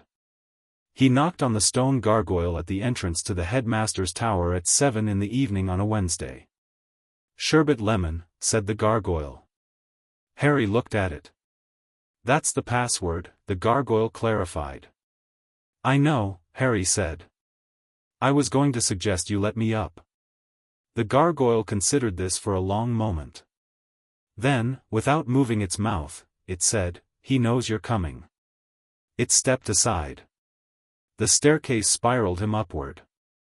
The study was circular and warm, full of silver instruments and the general thoughtful clutter of a very long and very active mind. Fawkes was on his perch and looked at Harry with eyes that were somehow simultaneously very old and very immediate, and Harry looked back and felt the warmth from the phoenix as something adjacent to but distinct from what he felt from dragons, a different branch of the same ancient tree. Dumbledore was at his desk, and he was alone, and he looked exactly as Harry had expected him to look, which was like someone who'd been thinking hard about this conversation for several weeks. "Harry," he said. "Sit down. Would you like something warm to drink?" "Please," Harry said, and sat. They took the first minute getting tea sorted, which Harry understood as Dumbledore giving him time to set his own terms for the conversation, which he appreciated. "Norberta needs to go to a reserve," Harry said. "Hagrid can't keep her much longer, and she's going to need more space than the Hogwarts grounds can give her before the year's out." "I'm aware," Dumbledore said. "Charlie Weasley works at the Romanian Reserve," Harry said. "Ron's brother. He could take her. Also something I've been considering." Dumbledore held his tea. "You didn't come here to tell me something I already knew." "No," Harry said. "I came because when Norberta goes to Romania, there are going to be people at that reserve who notice how she behaves around humans. And around me, specifically, if I'm there when she's transferred." He paused.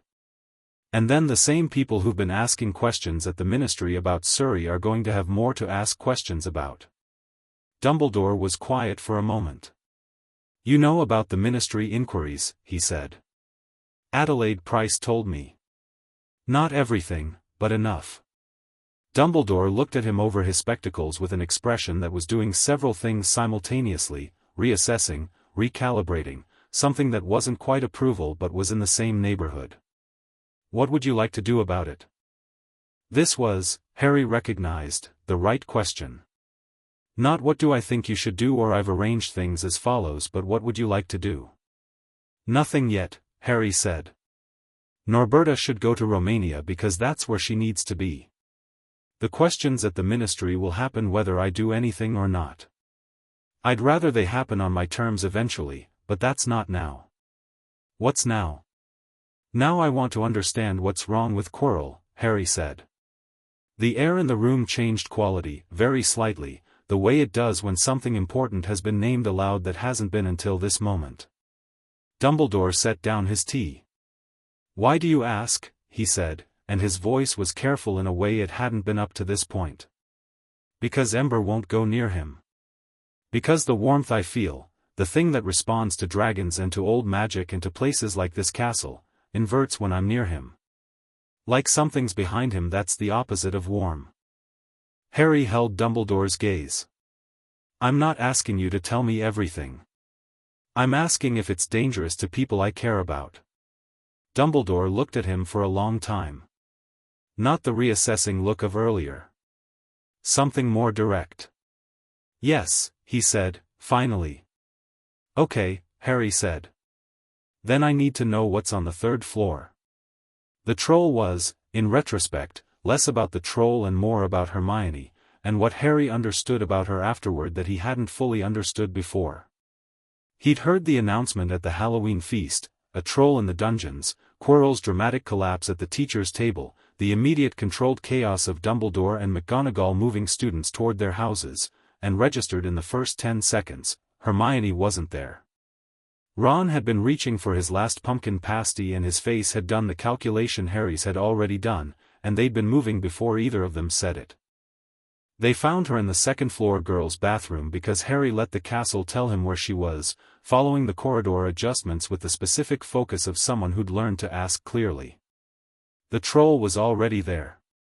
12 feet of grey muscle and the specific low-grade magical wrongness of something that had been redirected from its natural territory, and Hermione pressed back against the sink with her wand out and her face white but utterly, completely not collapsing. Harry assessed this in 2 seconds. She wasn't frozen by fear. She was solving the problem and had run out of space to do it in. She was waiting for a different variable. He looked at the troll. The troll looked at him. And the troll felt, in the ancient distributed sense of creatures that still carried evolutionary memory of what lived at the top of the food chain, something that made it go very still. Harry held its attention the way you hold any large creature's attention, without challenge, without submission, with a direct quality that communicated I see you and you see me and we both understand what this is. He'd done it with Norberta. He'd done it with the vault dragon at Gringotts. He did it now and the troll stood in the middle of the bathroom and didn't move. Hermione, Harry said, conversationally, maintaining his eye contact with the troll, can you get to the door? Yes, she said, in a voice that was doing admirable work keeping itself steady. Ron, go with her. Ron moved around the wall, eyes on the troll, his wand out and his face set with the particular expression of someone who is afraid and has decided to be afraid at the problem rather than away from it. Harry had noticed this quality in Ron before. He liked it. Hermione moved. Ron covered her. Harry held the troll's attention for the 60 seconds it took them to reach the doorway, and then he moved backward, smooth and unhurried, maintaining the contact until he was through the door, and then they ran. The teachers found them in the corridor 2 minutes later and Harry told them a partial truth. They'd heard Hermione was in the bathroom, they'd gone to help her, they'd managed to distract the troll, leaving out the part where distract had meant standing in front of a mountain troll and projecting the quality of apex authority with nothing but instinct and 6 years of a warm thing in his chest. McGonagall gave him and Ron 50 points each and took 5 from Hermione for being in the bathroom in the first place, which was precisely the kind of institutional response Harry had already learned to expect, and in the corridor afterward, Hermione looked at him with bright eyes and said, quietly, thank you, and then, because Hermione's mind had clearly been running on 2 tracks simultaneously even with a 12-foot troll in the room, how did you do that? It just stopped. Something about me bothers predators, Harry said. Or, not bothers. They recognize something and they go careful. Hermione looked at him the way she'd been looking at him since the library conversation about covenants. Tell me, she said. So he did. Right there in the corridor, leaning against the stone with the torches burning and Ron sitting on the floor with his knees up because adrenaline and ember warm on Harry's shoulder, he told them. Not everything, there were things he still didn't have language for, things he understood only as feelings and warmth and the directional pull of an ancient current. But enough. The pulse in the cupboard, Ember's arrival, Adelaide's report, the bronze dragons at Gringotts, the wands, the castle corridors, the Romanian reserve dragons turning toward Hogwarts when they got his enrollment date. Ron, when Harry finished, sat in silence for about 10 seconds. Then he said, so every dragon on the planet basically bowed to you when you were 4. In general terms, yes. Right. Ron looked at the ceiling. Right. A pause. Does that make you, like, king of the dragons? In some theoretical ancient magical framework, apparently yes. Ron nodded slowly. The expression on his face was someone making peace with a very large piece of information in real time, doing it through pragmatism rather than drama. Cool, Ron said finally. Okay. Does this mean you can talk to them? Not in words exactly. More like, Harry searched for the right comparison. More like how you know someone's happy or sad before they say anything. But, larger. Cool, Ron said again, more settled this time. He looked at Hermione. Did you know? I suspected, Hermione said, with the precision of someone who distinguishes between suspicion and knowledge as a matter of principle. I had significant data but not confirmation. Right. Ron got to his feet, brushing stone dust off his robes. Well. Still not reading Hogwarts, a history voluntarily, but I admit this explains some things. The Quidditch match was on a cold Saturday in November, the sky the particular pewter grey of November in Scotland, and Harry sat astride his Nimbus 2000 above the pitch and looked at the space around him and felt, for the first time in weeks, the specific simple pleasure of something that was just for him. He was fast on a broom in the way some people are fast at mathematics, not by effort but by a kind of intuitive navigation of the space, the broom an extension of the intention before the thought was fully formed. Wood and wind. He liked the height and the cold and the clean clarity of it. He caught the snitch in 9 minutes, which was not a record but which drew a noise from the stands that was satisfying in a completely uncomplicated way. The sheer directness of it, he saw it, he moved, he got it. No politics, no ancient frameworks, no warmth in his chest requiring interpretation. Just this.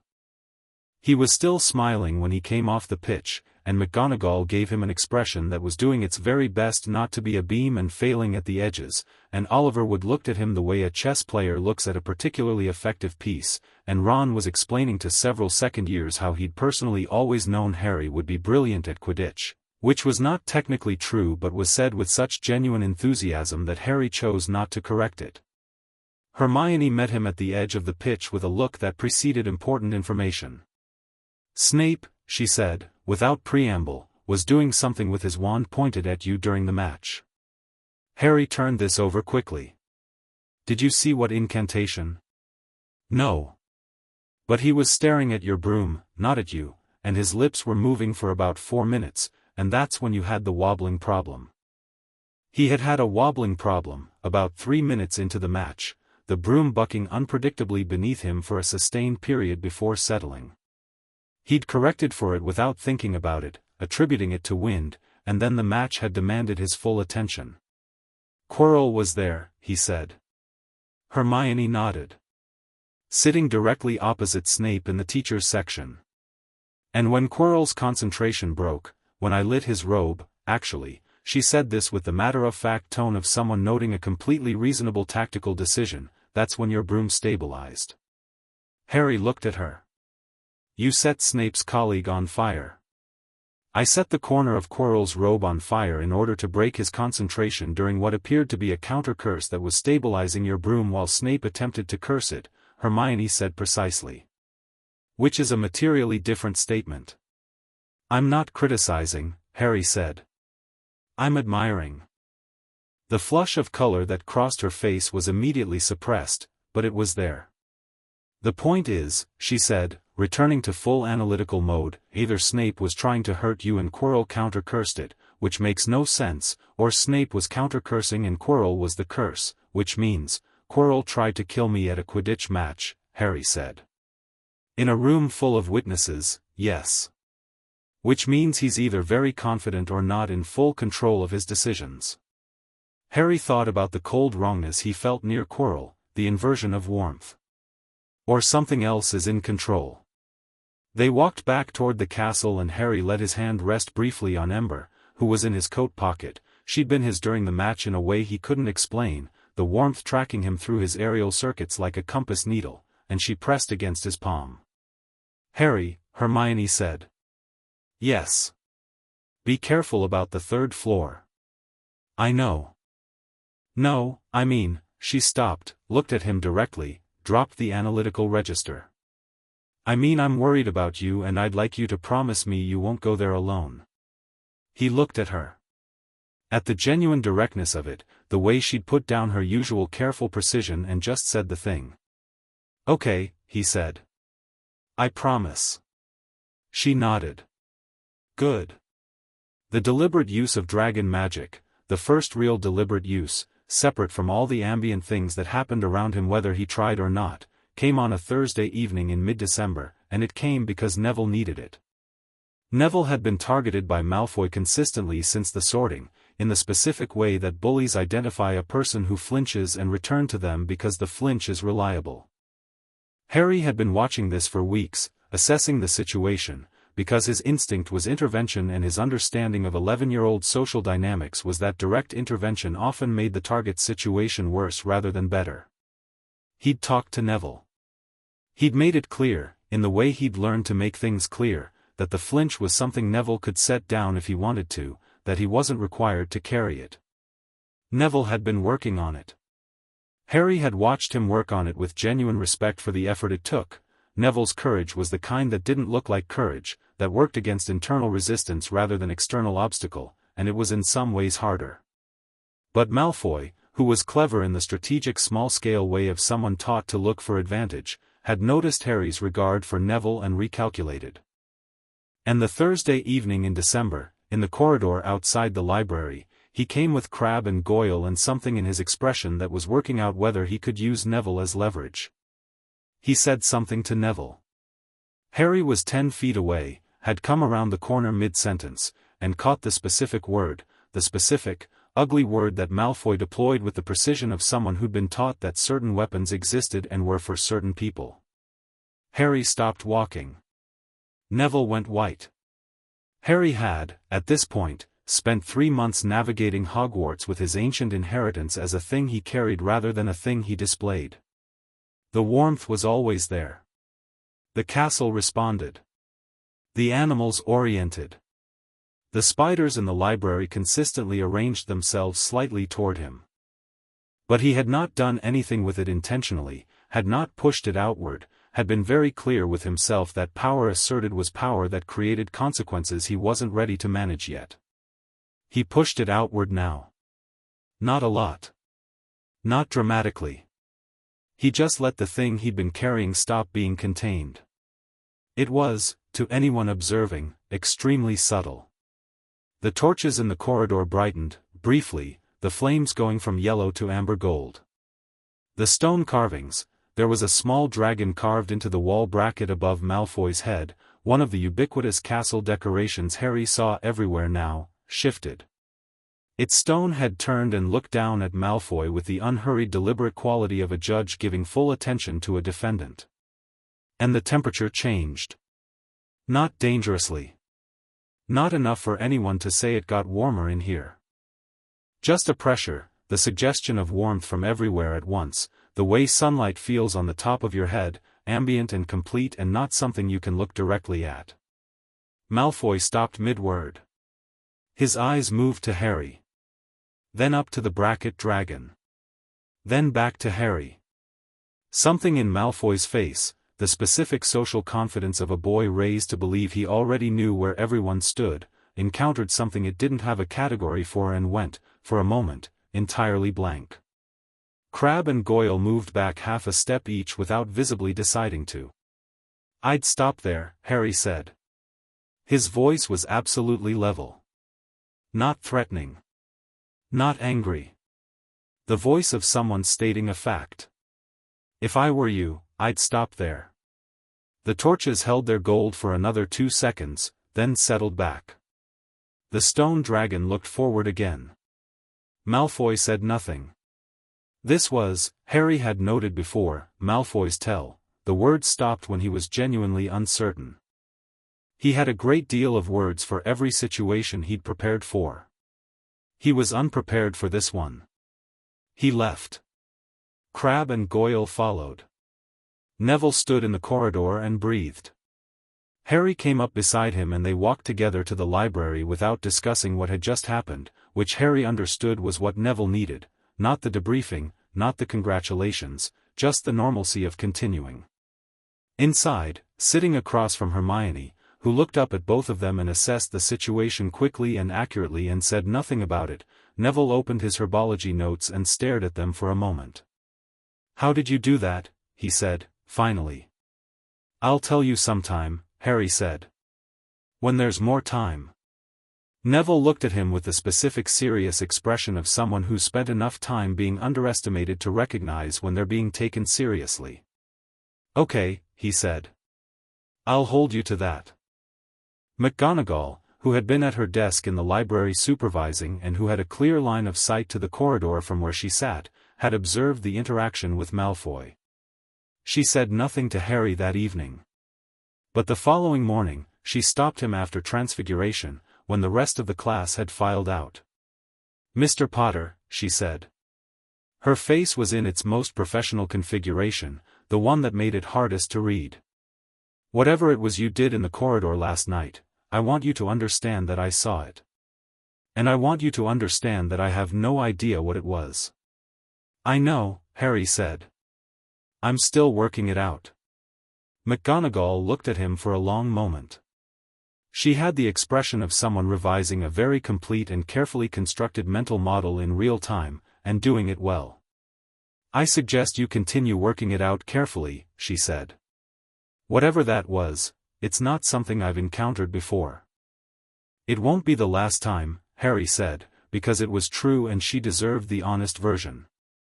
McGonagall held his gaze. "No," she said, and something in her voice had shifted, the teacher register giving way, for just a moment, to something more personal. "I expect not." She gathered her notes from the desk. 30 points to Gryffindor for exceptional composure under pressure. That will be all. She left. Ember, from Harry's shoulder, made the low amused sound. "Stop it," Harry told her. She did not stop. Chapter 4, The Parliament of Wings. The letter arrived on December 20th, the morning after the last students left for the Christmas holidays, and it came not by owl. Harry had been the only Gryffindor staying at Hogwarts for Christmas. Ron had invited him to the Burrow and he genuinely considered it, but something had been pulling at him for weeks, a directional quality in the warmth that he'd learned to treat as information rather than sensation, and he'd told Ron he had things he needed to sort out over the break. Ron had accepted this with the particular generosity of someone who understood that not everything could be explained at the moment of the explanation's need, and had pressed a wrapped gift on him at the station with instructions not to open it until Christmas morning. The letter came through the window of the Gryffindor common room at 7 in the morning. Not through the owl slot, through the window itself, which opened on its own, the latch turning with no wind to move it. A scroll of something that wasn't parchment, thicker and slightly warm to the touch, tied with a cord that glowed amber at the knot. Harry was already awake, had been awake since before dawn, sitting in the armchair nearest the fire with Ember in his lap, both of them watching the flames. He watched the scroll settle on the windowsill and knew before he crossed the room what it would be, in the same way he'd known things were coming before they arrived since he was 4.5 years old. The script on the outside was not in any language he'd seen in a book. He recognized it anyway. He recognized it the way you recognize a song you've never heard but that is built from notes you know. Each character was made of strokes that corresponded to something in the warmth, something in the deep current, and when he ran his finger over them the amber at the knot of the cord brightened. He untied the cord and unrolled the scroll. Inside, a single line in the same script, and beneath it, because whatever had written this understood that he was 11 and hadn't been taught draconic writing, a second line in English that he was fairly certain was not a translation but a parallel statement, the way two instruments can play different things that mean the same thing. The Parliament convenes. The King is expected. Below that, an impression rather than words, a location, rendered in warmth and direction the way a compass renders north, pointing northeast of Hogwarts, across the North Sea, toward Scandinavia, and then south and east, toward Romania.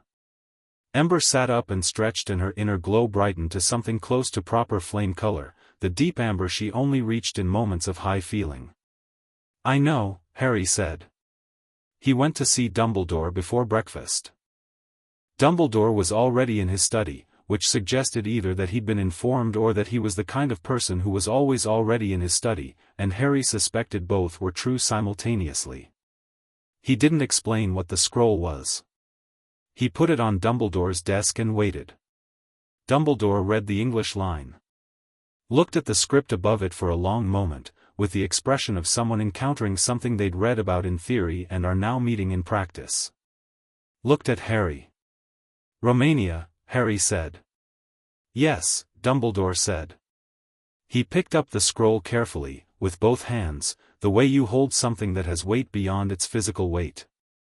"I received a communication this morning as well. From the Romanian Dragon Reserve.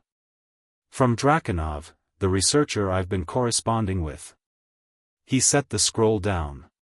"He says the Parliament grounds have been active for the first time in 400 years. "What does active mean?" "The elder dragons have come down from the high territories. All of them. It doesn't happen for ordinary events." He looked at Harry directly. "In the historical record, it's happened 3 times since the 15th century. Twice for crises that threaten dragon kind broadly. Once for," he paused, chose the word carefully, "a recognition." The warmth ran steady and deep in Harry's chest. He'd felt it building for a week, the pull toward Romania, and now that it was named it was almost unbearably clear. "I need to go," Harry said. "Yes," Dumbledore said. He said it in a way that meant he'd already decided this, had possibly been deciding it since he received Draconov's letter, and was glad that Harry had also decided it because the alternative, Harry trying to navigate this without institutional support, was something neither of them needed. "I'll make the arrangements. There will be a chaperone, Dr. Draconov has agreed to meet us at the reserve, and I will be there personally." "You don't need to come yourself," Harry said. Dumbledore smiled, and it was the genuine one, the one that had nothing performative in it. "I want to," he said simply. "I've been waiting to understand what you are for 6 years, Harry. I'd rather not miss the moment." Harry looked at him. He'd spent the autumn being carefully calibrated about Dumbledore, the warmth that the old man carried, which was real and substantial and not nothing, versus the quality of a mind that was used to arranging things, that saw the future as something to be managed, that loved him in a way that had historically involved placing him in a cupboard under the stairs. The two things coexisted. He'd decided to let them coexist. "Okay," Harry said. 3 days, Dumbledore said. "Christmas Day. It seems appropriate." They traveled by Portkey, a small brass compass that Dumbledore produced from his desk drawer and that hummed when Harry touched it, the amber warmth of it unmistakably directional, landing in the snow outside the Romanian Dragon Reserve at 8 in the morning on Christmas Day. The reserve was enormous. Harry had known this intellectually, the largest in Europe, covering significant territory in the Carpathian Mountains, but the physical scale of it, arriving at its edge with the mountains rising behind it and the valley spreading below, was something else. The air was cold and clean and had a quality he associated with very old magic, the same quality as Hogwarts but older, deeper, less shaped by human intention and more by the simple accumulation of time and presence. Draconov was waiting for them at the edge of the apparition zone. He was a compact man in his 60s with a gray beard and the specific weather-worn quality of someone who spent most of their life outdoors and had made peace with it. He looked at Harry with eyes that were measuring something specific, and then he bowed. Not the short professional inclination that the Gringotts goblin had given. A full bow, from the waist, sustained for several seconds. Harry held very still. Draconov straightened. "Your Majesty," he said, in accented English. "Harry, please," Harry said, because he was 11 and had to start somewhere. Draconov's eyes warmed. "Harry," he said. "Come. They're waiting, and the elders don't wait well." They walked for 40 minutes through the reserve, Draconov explaining as they went, not lecturing, talking, the way people talk when they've spent years with a subject they love. The Parliament grounds were at the reserve center, a natural amphitheater formed by a ring of rock outcroppings that Draconov said had been used for Parliament gatherings since before the reserve existed, since before the current arrangement of human-managed territories, since before any of the records they had. Dumbledore walked slightly behind Harry and said very little. Harry appreciated this. He also noticed the quality of Dumbledore's silence, it was the silence of someone genuinely uncertain what was about to happen, for possibly the first time in a long time, and that quality of uncertainty was more reassuring than any amount of confident guidance would have been. Ember was on Harry's shoulder, not invisible now, her scales fully lit, the amber warmth of her bright enough to cast a small circle of gold on the snow around his footsteps. "Tell me about the elders," Harry said to Draconov. "There are 5 alive," Draconov said. "The oldest is Grandissimus, we call him Grandier for obvious reasons, a common Welsh green, but ancient. Older than any Welsh green in the recorded population by 200 years at minimum, possibly more. She was already on the reserve records when they were first written in 1692 and was documented as very old then. The others, he counted on his fingers, a Hungarian horntail who lost the use of her left wing but whose mind is the sharpest thing I have ever encountered in 30 years of this work. A Peruvian viper tooth who travels rather than remaining resident, appears when the parliament convenes and disappears afterward. A Chinese fireball I know only through communication, she's never left her breeding grounds, but her presence at a parliament is felt. And the last is a creature you won't find in any current classification guide." "What is it?" Draconov glanced at him sideways. "We call it the Black Elder. It has no species name in any catalogue I've consulted. It's simply old. It was old when the others were young. It doesn't eat livestock or prey animals that we've observed. It comes to the parliament and it leaves, and its tracks in the snow are old when we find them, as if they were made years ago rather than hours ago." He paused.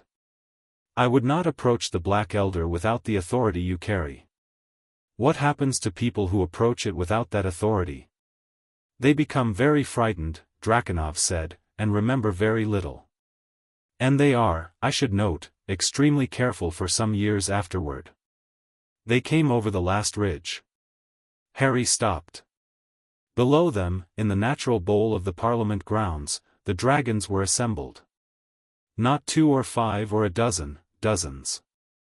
He could see species he recognized from Fantastic Beasts, arranged without apparent organization but with a spatial logic that he understood the moment he saw it, the larger and older nearer the center, the younger further out, the whole gathering oriented inward toward a central space that was currently empty. The warmth in his chest was a roar now, not painful but immense, the way a very loud sound is immense in an enclosed space. He pressed his hand against his sternum and breathed. Ember made a sound he'd never heard from her before, not the low hum of comfort, not the sharp warning tone, but something pitched higher and resonant and formal, the way a bell sounds when it's being struck for ceremony rather than call. The nearest dragons turned their heads. And then the next nearest. The ripple of turned heads moved through the assembly the way wind moves through long grass, outward from the point of his arrival, until every dragon in the Parliament grounds was oriented toward him. The silence was absolute. "Right," Harry said, very quietly. "Take your time," Draconov said, which was kind and probably not accurate. Harry went down the ridge. He walked into the Parliament grounds alone. Draconov stopped at the ridge crest, Dumbledore beside him, both of them watching, with Ember on his shoulder and the warmth pouring through him and the specific certainty of someone who has been moving toward a destination for so long that arrival feels like recognition rather than discovery. The dragons watched him come. There was no sound from the assembly. The stillness was complete, collective, the way a held breath is different from simply not breathing. He walked to the center of the grounds. The 5 elders were there. Grandier, the ancient Welsh green, was the largest creature Harry had ever been near, and he had been near Norberta. She made Norberta look like a toy version of a dragon. She was 60 feet at the shoulder and her scales had the grey-green of very old jade, worn at the edges with age, and her eyes were the color of deep water and they were looking at him with an intelligence that was not comparable to human intelligence but that was unmistakably intelligence, old and patient and comprehensive in a way that made most things Harry had encountered feel approximate. Beside her, the one-winged Hungarian horntail had folded the functional wing against her body and was watching him with eyes the color of dark amber, sharp as cut glass. Her attention felt like a scalpel. The Peruvian viper tooth was small for a dragon and fast-looking even at rest, coiled in on herself with a kinetic energy that suggested she was restraining movement rather than being still. Her scales were the dark copper red of oxidized metal, and she watched him with an attention that felt like question after question being asked without sound. The Chinese fireball's presence was, as Draconov had said, felt, a warmth from the northeast, from an animal 3,000 miles away who was nonetheless here in the way that very powerful magic allows things to be more than one place at once. He felt her attention as a specific direction, warm and ceremonial and exacting. And the Black Elder. He'd felt it before he saw it. The warmth in his chest had known it was there before his eyes found it, because the Black Elder's warmth was primary. It was the thing that his warmth resonated with the way a tuning fork resonates with the note it's made for. It sat at the far side of the center space, and it was black, fully and completely black, not a black that absorbed light but a black that ate the concept of light before it could become an opinion about color. It was large, but its size was difficult to hold in a single thought. Its eyes were the only color on it, a deep burning gold, not amber, not yellow, actual gold the way fire is gold at its very hottest. It was the oldest living thing Harry had ever been near. It looked at him. The warmth in his chest went from a roar to something beyond the scale of sound, the way silence becomes a presence when it's the silence after something enormous. A fullness. A completion. He bowed. Not because he'd decided to. Because the gesture was already happening before the decision, the way you close your eyes before the flash. He bent from the waist, deeply, and held it for 3 seconds, and straightened. The Black Elder held his gaze for a long moment that felt, as all long moments near very old things feel, as if it was happening at a different speed than ordinary time. Then it lowered its head. And Grandier lowered hers. And the horntail. And the viper tooth. And in the far northeast, he felt the warmth from the Chinese fireball bow like a candle bowing in a wind. And then every dragon in the Parliament grounds lowered their heads. Dozens of massive necks, dozens of extraordinary weights of ancient life, all of them going down at once, the sound of it, the soft enormous rustle of scales and the deep percussion of necks lowering, moving through the grounds in a wave. Harry stood in the center of it and breathed. The Parliament was not a ceremony in any form he'd been prepared for. It was a conversation, and that was the thing he hadn't anticipated, hadn't had language for, had been fumbling toward since he was 4 years old and thought hello in the direction of something vast.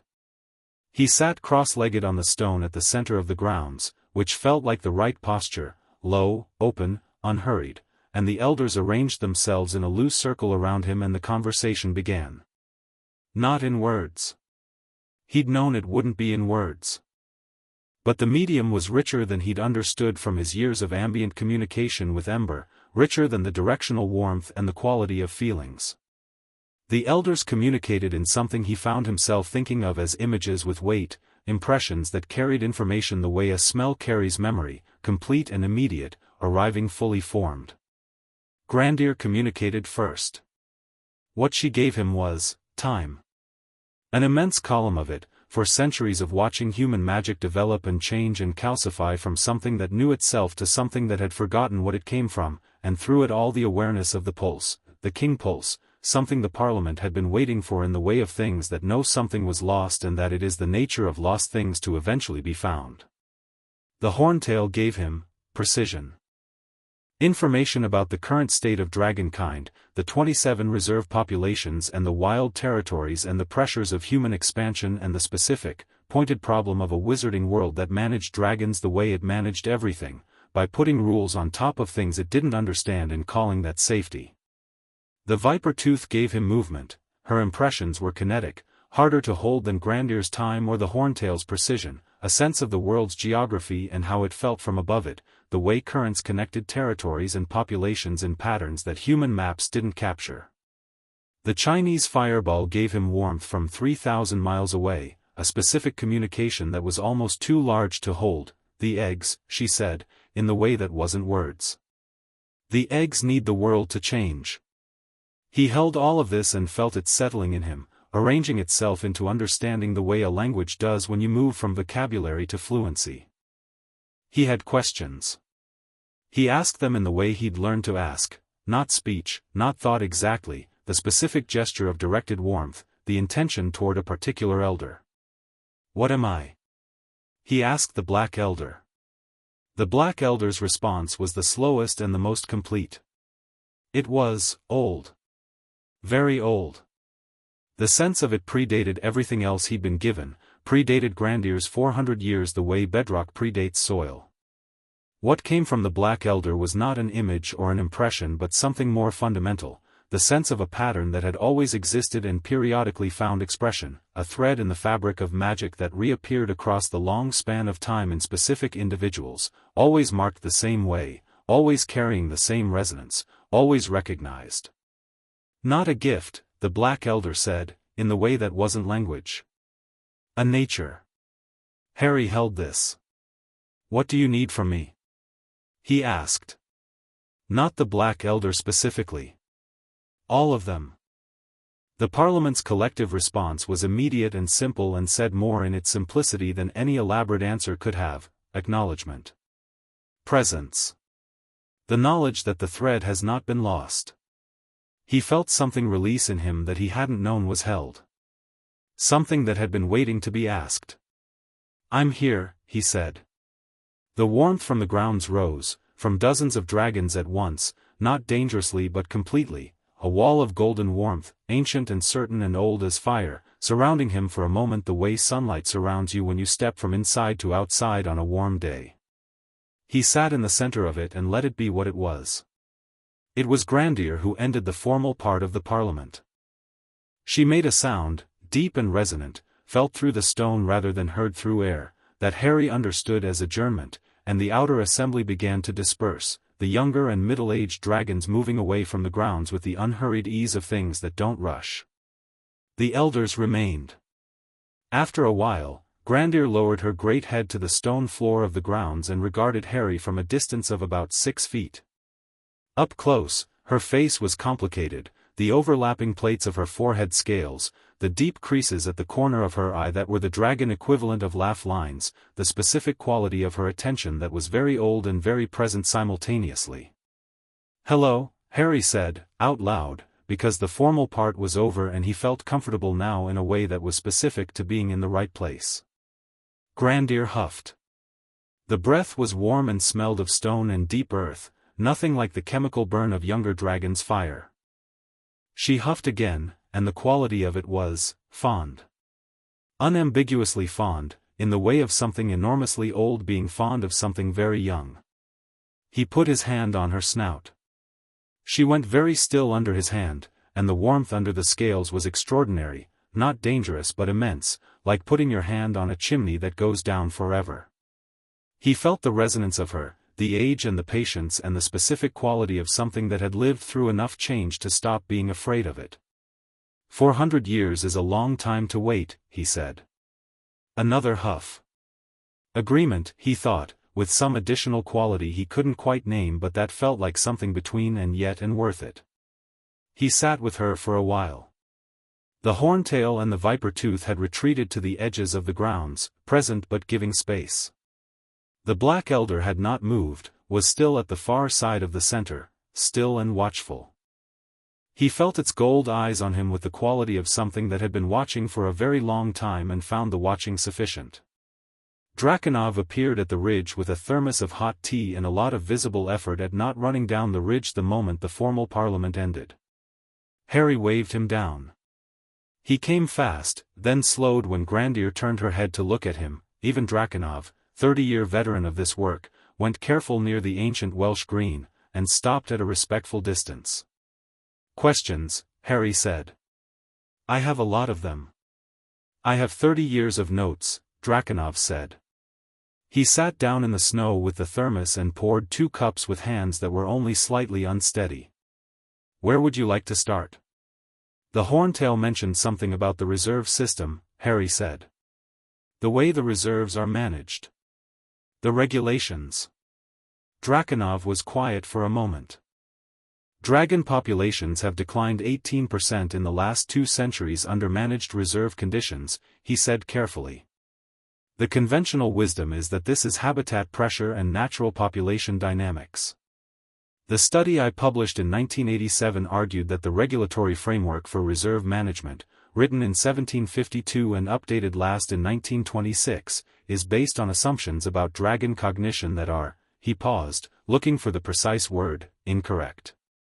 They think dragons are animals, Harry said. They think dragons are very large, very dangerous animals that require management. Which misses, he gestured toward the grounds around them with a kind of helpless precision, everything. Harry looked around at the empty Parliament grounds, at the elders at their edges, at the snow and the stone and the mountains above them, at the black elder's gold eyes steady at the far side. I'm 11, he said. Yes, Draconov said. There are things I can't do yet. Legally, politically. Things that need to wait until I'm older. Many things, Draconov agreed. But the international inquiries at the ministry. The questions about the Surrey signature. Those are already happening and they're not going to stop. He looked at Draconov directly. Who is it? Which ministry is pushing hardest? Draconov glanced up the ridge toward Dumbledore, who was standing at the crest with his hands folded and his expression giving nothing away. The British ministry has several factions with competing interests, Draconov said carefully. There is a faction, associated with Cornelius Fudge and the current minister's office, that wants to classify the Surrey signature under existing creature legislation and bring it under their authority. There is another faction in the Department of Mysteries that wants to study it. He paused. And there are private interests. Families with political weight who have their own frameworks for how power ought to be structured, and who are Death Eaters, Harry said. Or former ones. Draconov looked at him steadily. Some, yes. Harry had known this was coming. He'd known it since Adelaide's second visit, since he'd been old enough to process the full shape of what she'd told him about the night his parents died. Voldemort had tried to kill him and failed. Voldemort's followers were still in the world, and some of them were in the ministry, and some of them were the parents of children he went to school with. And Quirrell. And the third-floor corridor. And whatever was being kept there. He held all of it and let it stay the shape it was rather than trying to force it into something simpler. What does Voldemort know? He asked. The name hit the air and Draconov flinched, reflexive, the flinch of someone raised in a world where that name meant something specific. He's not dead, Draconov said. We know this, the informed community. Whatever happened that night, it wasn't death. He looked at Harry carefully. And a rumor reached Eastern European magical circles about 8 months ago. That he knew about the Surrey signature. That he had been told what it meant. The warmth in Harry's chest was very steady. What was his response? Harry asked. Draconov turned his teacup in his hands. The rumor said he was interested, Draconov said. Not threatened. Interested. Harry let this settle. Right, he said. Dumbledore came down from the ridge as the afternoon light changed, and Harry watched him walk into the Parliament grounds with the specific quality of attention he always gave Dumbledore, the full assessment, nothing held back. The old man was looking around him with open wonder, the professional composure gone. He looked like someone who'd spent 70 years in the magical world and just found the room behind the room behind the room. Extraordinary, Dumbledore said, quietly, turning slowly. He looked at Grandier. Looked at the Black Elder. How do you feel? Clearer, Harry said. Dumbledore looked at him with the fondant recalibrating expression that Harry had learned to read fairly accurately. Anything you'd like to tell me? Later, Harry said. When I've sorted the order of it. He paused. There are things in Hogwarts that we haven't talked about. The third floor. Quirrell. I'm ready to talk about them. Yes, Dumbledore said. He sat down on the stone beside Harry with the ease of a man who'd long since stopped worrying about the state of his robes. "I suspected you would be, after this. Did you bring me here for that?" Harry asked. "To be ready?" Dumbledore was quiet for a moment, in the specific way of someone deciding between the comfortable answer and the true one. "No," he said. "I brought you here because the Parliament called you and you needed to come. What you're ready for afterward is yours. Not mine." He looked at his hands. "I've made mistakes, Harry. In how I've handled your life. I've arranged things with the best intentions and the arrangements have sometimes served the intention rather than you." Harry looked at him. "The cupboard," Harry said. "Not an accusation. A fact." "The cupboard," Dumbledore agreed. There was something in his voice that was beyond regret, something that had clearly had a long time to sit with itself and hadn't become lighter for the sitting. "Yes." Harry looked out at the mountains. The afternoon light had turned the snow on the peaks a deep rose gold, extraordinary and indifferent to everything below it. "I'm not angry," he said. Which was true. He'd held the cupboard in many ways over many years and what was left wasn't anger. "But I'm going to make decisions that you haven't planned for. And I need you to not try to manage what you can't manage." Dumbledore looked at him for a long time. "Yes," he said, finally. "I'll try." "Good," Harry said. The ministry official arrived the following morning. His name was Dawlish, and he was a senior Auror who had the clipped manner of someone who had been briefed extensively and was not going to let the briefing be disturbed by the reality of the situation. He apparat to the reserve's public reception with a colleague and a ministry writ that authorized the assessment of an unusual magical signature in the interest of public safety and the classification of any associated entities under creature legislation 27b. Draconov, who had clearly been expecting something like this, met him at the reception with impeccable professional calm and a great deal of paperwork that Dawlish hadn't been expecting. Harry came with Dumbledore, and he came with Ember on his shoulder in full amber glow, because he'd decided last night that the era of managing other people's comfort with what he was had a natural limit and he'd reached it. Dawlish saw Harry and began his briefing speech, which Harry let run for about 30 seconds before he held up a hand. "Not rudely. Just clearly." Dawlish stopped. "I understand the ministry has questions about the Surrey signature," Harry said. "I'm willing to answer them. I'd like to do it at Hogwarts, after term begins, with Headmaster Dumbledore present and with Adelaide Price from the Beast Division, who is familiar with my situation and can provide context your briefing probably lacks." Dawlish stared at him. He was looking, Harry understood, at an 11-year-old boy with a fire lizard on his shoulder telling a senior Auror how their meeting would be organized, and his face was cycling through several responses. "The classification writ," Dawlish began. "Applies to creatures," Harry said. "I'm a person. I'm also, in the relevant ancient framework, someone with authority that predates the ministry's founding by approximately several thousand years."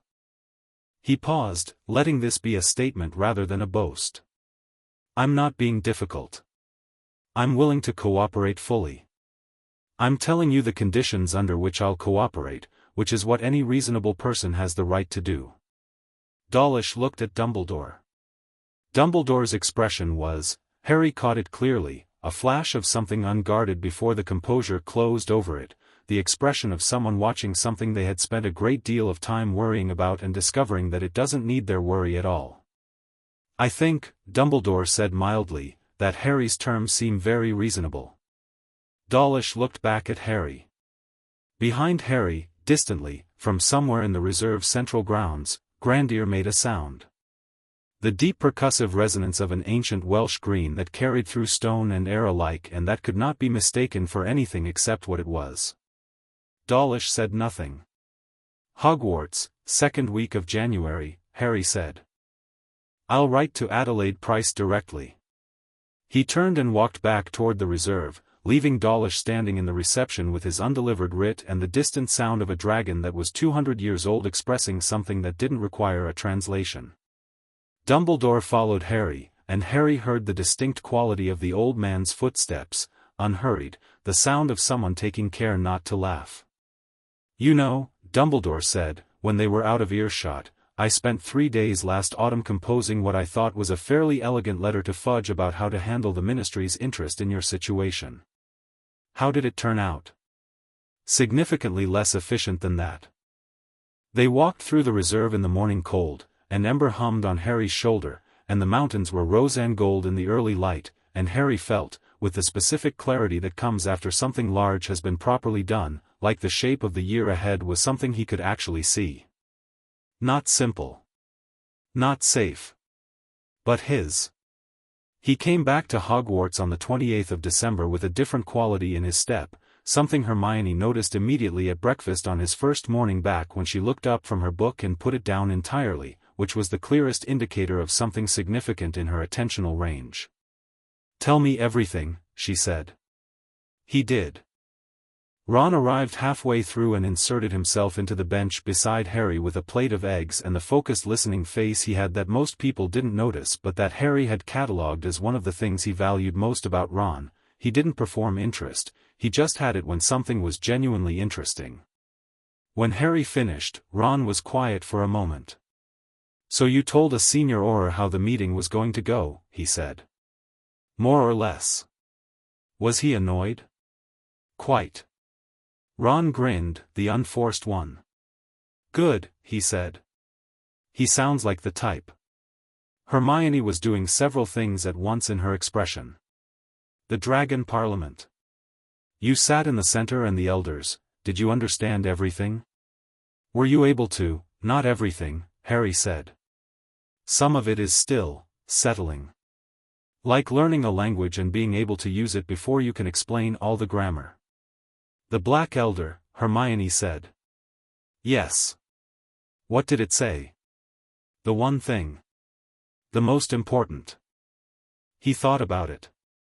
"The gold eyes. The primary warmth. The thing that arrived not as image or impression but as fundamental pattern." "It said I'm not someone who was given something," Harry said. "It said this is what I am. It's not a power. It's not a gift. It's a nature." Hermione was quiet for a moment, looking at him in the way she had when something was reconfiguring. "That changes everything about how to think about it," she said, slowly. "Yes," Harry said. She picked up her book and put it back down immediately. "I need to go to the library." "Obviously," Ron said. She was already moving. Harry picked up his fork and looked at his breakfast and felt Ember warm on his shoulder and the castle warm around him and the deep steady warmth in his chest that was ancient and his in. This was the new thing, the thing the Parliament had settled in him, not something to manage. Something to be. Chapter 5, What the Flame Remembers. The whispers started on a Monday. Harry was in transfiguration when he felt it, not Ember's warmth, not the castle's ambient response, but the specific cold inversion he'd learned to associate with Quirrell, except Quirrell wasn't in the room. The feeling was directional, coming from below, from the lower floors and the dungeons and somewhere further down than that, and it pulsed once and then subsided like something that had reached out without meaning to. He looked at McGonagall at the front of the class and then at his transfiguration work and then at the window, where a January sky was doing its best impression of pewter, and filed the feeling under things to investigate. By Wednesday the castle's behavior had changed enough that he couldn't ignore it. The corridors that usually rerouted him helpfully had become cautious, not uncooperative, but deliberate, the way someone becomes deliberate when they're trying to keep you away from something without making it obvious they're keeping you away from something. The torch brackets oriented differently. The stone dragons in the frieze were all facing inward, turned toward the lower levels of the castle rather than forward. Thursday morning, Mrs. Norris was found petrified outside the library. Not a student. Not yet. Filch's cat, eyes wide and staring, stiff on the stone floor just outside the library entrance when Harry came down early and found Filch crouched over her making a sound Harry associated with the specific grief of people who have very few things they love. He stood there a moment, the cold wrongness coming up from below now like water rising, and felt the castle's distress as a physical thing in the stones under his feet. He went to Hermione. She was already awake, already at the table in the common room with her notes from the previous semester spread around her and her copy of Hogwarts, a history open to the founding chapter. "Something's wrong in the castle," he said. "I know," she said. "I've been up since 5. Sit down." He sat. She turned the book toward him and pointed to a line in the founding chapter, the section about Slytherin's departure from the school. "Salazar Slytherin built something," she said. "Before he left. The legends say it was a chamber. A place to house a creature he'd trained, something he intended to purify the school." "I know the story," Harry said. "Right, but," she pointed to a footnote at the bottom of the page, the cramped academic kind that most readers skipped. This footnote references a secondary source, Armando Dippet's personal administrative records, and in that reference Dippet notes that the attacks in 1943 were preceded by, quote, "a quality of cold in the lower structure that several members of staff reported as unusual, concentrated in the Muggle-born student dormitories." Harry read the footnote twice. 1943, he said. "The chamber was opened in 1943, Hermione said. "Someone opened it again. It's open now." She looked at him with eyes that were bright and steady and worried in the specific way of someone who has already processed their fear and is operating past it. "And the creature inside, the air of Slytherin stuff, the voice in the walls that Parseltongue speakers hear, I've been hearing it," Harry said. She went still. "Since the new year," he said. "I didn't say anything because I wasn't sure what it was. It moves. Below us, mostly, in the pipes."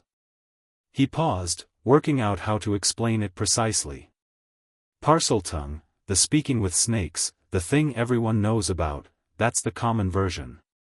What I have is, the deeper thing. It's the same relationship that basic arithmetic has to what Hermione Granger does with mathematics." She processed this quickly. Dragon speech and Parseltongue are on the same continuum. "Dragon speech is the original language," Harry said. "Parseltongue split off it at some point. Like a dialect." He thought of the Parliament, the way the draconic script on the scroll had felt native before he'd been taught it. Whatever's in the walls, it's using the basic version. The split-off version. And it's moving through the castle and something is directing it. "Directing it to attack students," Hermione said. "Or something's controlling it that's being directed to attack students." She looked at her notes. "The basilisk." He looked at her. "King of serpents," she said. "Hatched from a chicken's egg beneath a toad. Eyes that kill, or petrify, if the victim sees them indirectly. Armored scales. Moves through the pipe systems." She turned her notebook to show him the page, her handwriting precise and dense and annotated in 3 colors. "I've been working toward this since October. The symptoms. The indirection." Mrs. Norris saw it through the reflection of water on the floor. She looked at him steadily. "It's enormous. The kind of enormous that would require the chamber to have been built at Hogwarts' founding, with the pipe architecture specifically designed to accommodate it." Harry sat with this. 1,000 years old, roughly, he said. "At minimum." He thought about the way the whisper in the pipes moved, not random, not the purposeless movement of an animal patrolling territory. Directed. Searching. Something with specific targets, which meant something giving it targets. "Someone is telling it who to look for," he said. "Yes," Hermione said. "Which means someone in this school is controlling a 1,000-year-old basilisk." She paused. "And it means you can talk to it." He'd been thinking this since she said the word. A 1,000-year-old serpent, created by Salazar Slytherin, sleeping in a chamber beneath Hogwarts for a millennium and then woken by someone who wasn't its maker, who was directing it against children. A creature that old carried something, the Parliament had shown him that, the quality of age and grandeurs communication, the way time accumulated in living things. A creature 1,000 years old wasn't simply a weapon, no matter how it was being used. "I need to find the entrance," he said. "I need to come with you," Hermione said. "I know," he said. "Ron too," she said. "I know," he said. "But not yet. First I need to understand what we're dealing with." He stood up. "And I need to find out who's giving it orders." The answer to that came from a direction he hadn't expected. Draco Malfoy cornered him in the corridor outside Potions on a Friday morning, which was not a sentence Harry had been prepared for. Malfoy had been, since the corridor incident in December, the torches and the stone dragon and the warmth, different in a way that was hard to categorize. Not friendly. Not antagonistic either, not in the active deliberate way of the previous autumn. More like someone who had been handed a piece of information that disrupted all their prior categories and hadn't yet built new ones. He wasn't with Crabbe and Goyle, which was unusual. He looked, Harry assessed quickly, like he hadn't slept well. "I need to talk to you," Malfoy said. "Okay," Harry said. Malfoy looked down the corridor both ways. There was no performance in it, the habitual Malfoy theatrics were absent. He was genuinely checking they were alone. "Not here. Later." "Library, 7 o'clock, Harry said. "The restricted section alcove. Nobody goes there in the evenings."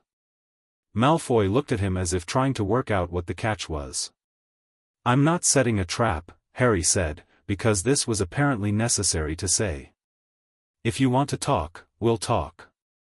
"Right," Malfoy said, and walked away, and the Malfoy set of his shoulders was doing something different from its usual configuration, something more like carrying weight than displaying it.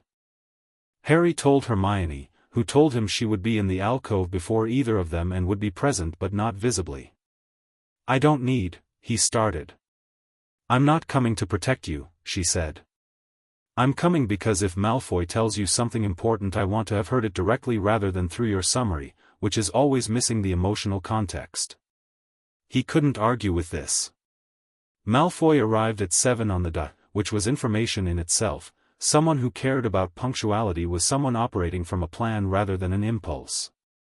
Harry was already there. Ember was on his shoulder, visible in the dim alcove light, amber and quiet. Malfoy sat down across from him and looked at Ember for a moment with an expression that Harry had seen before, the expression of someone recalibrating how large the world is.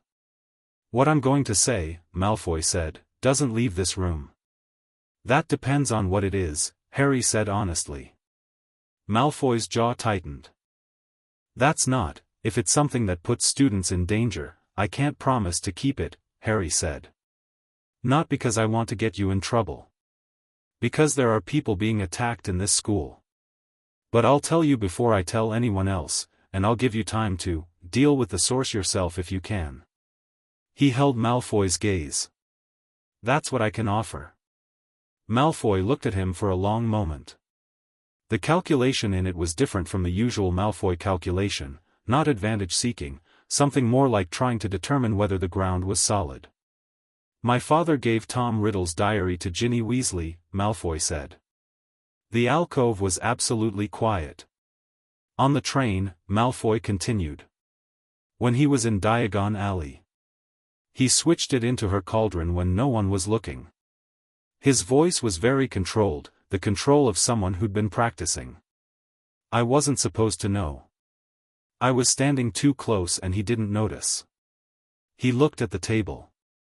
"He's been involved since before the summer. There are things happening in the house that I'm not told about but that I can hear. Meetings. People coming at odd hours." He looked up. "I don't know exactly what the diary does. But whatever is happening to students here, the attacks, it started after Weasley got the diary." Harry sat very still. Ginny Weasley. First year. Ron's little sister, who had been quiet and pale since September, who Harry had noticed withdrawing over the months in the specific way of someone being drained from the inside, and who he'd attributed to first-year nerves and the overwhelming experience of Hogwarts. Not nerves. something wearing her from inside. Why are you telling me? Harry said. Malfoy looked at him, and the expression was, Harry had to look at it carefully because it was unlike anything he'd seen from Malfoy before. Not shame, though shame was part of it. Something more like someone who has spent their whole life with a clear map of who they were and where they stood and what they owed allegiance to, and who has found, slowly and against their will, that the map is wrong. Because whatever you are, Malfoy said, you're not what I was told you were. And the things I was told were important, the hierarchy, the bloodlines, the whole structure of it all. He stopped. He looked at Ember, at the ancient fire lizard on the shoulder of a half-blood raised by muggles, and said the thing directly, the oldest hierarchy in the magical world put you at the top of it. Before any of us. Before any pure-blood family. He said it flatly, not dramatically, the tone of someone reporting a fact they find genuinely disorienting. My father is using children to do something that will hurt people. And a pause.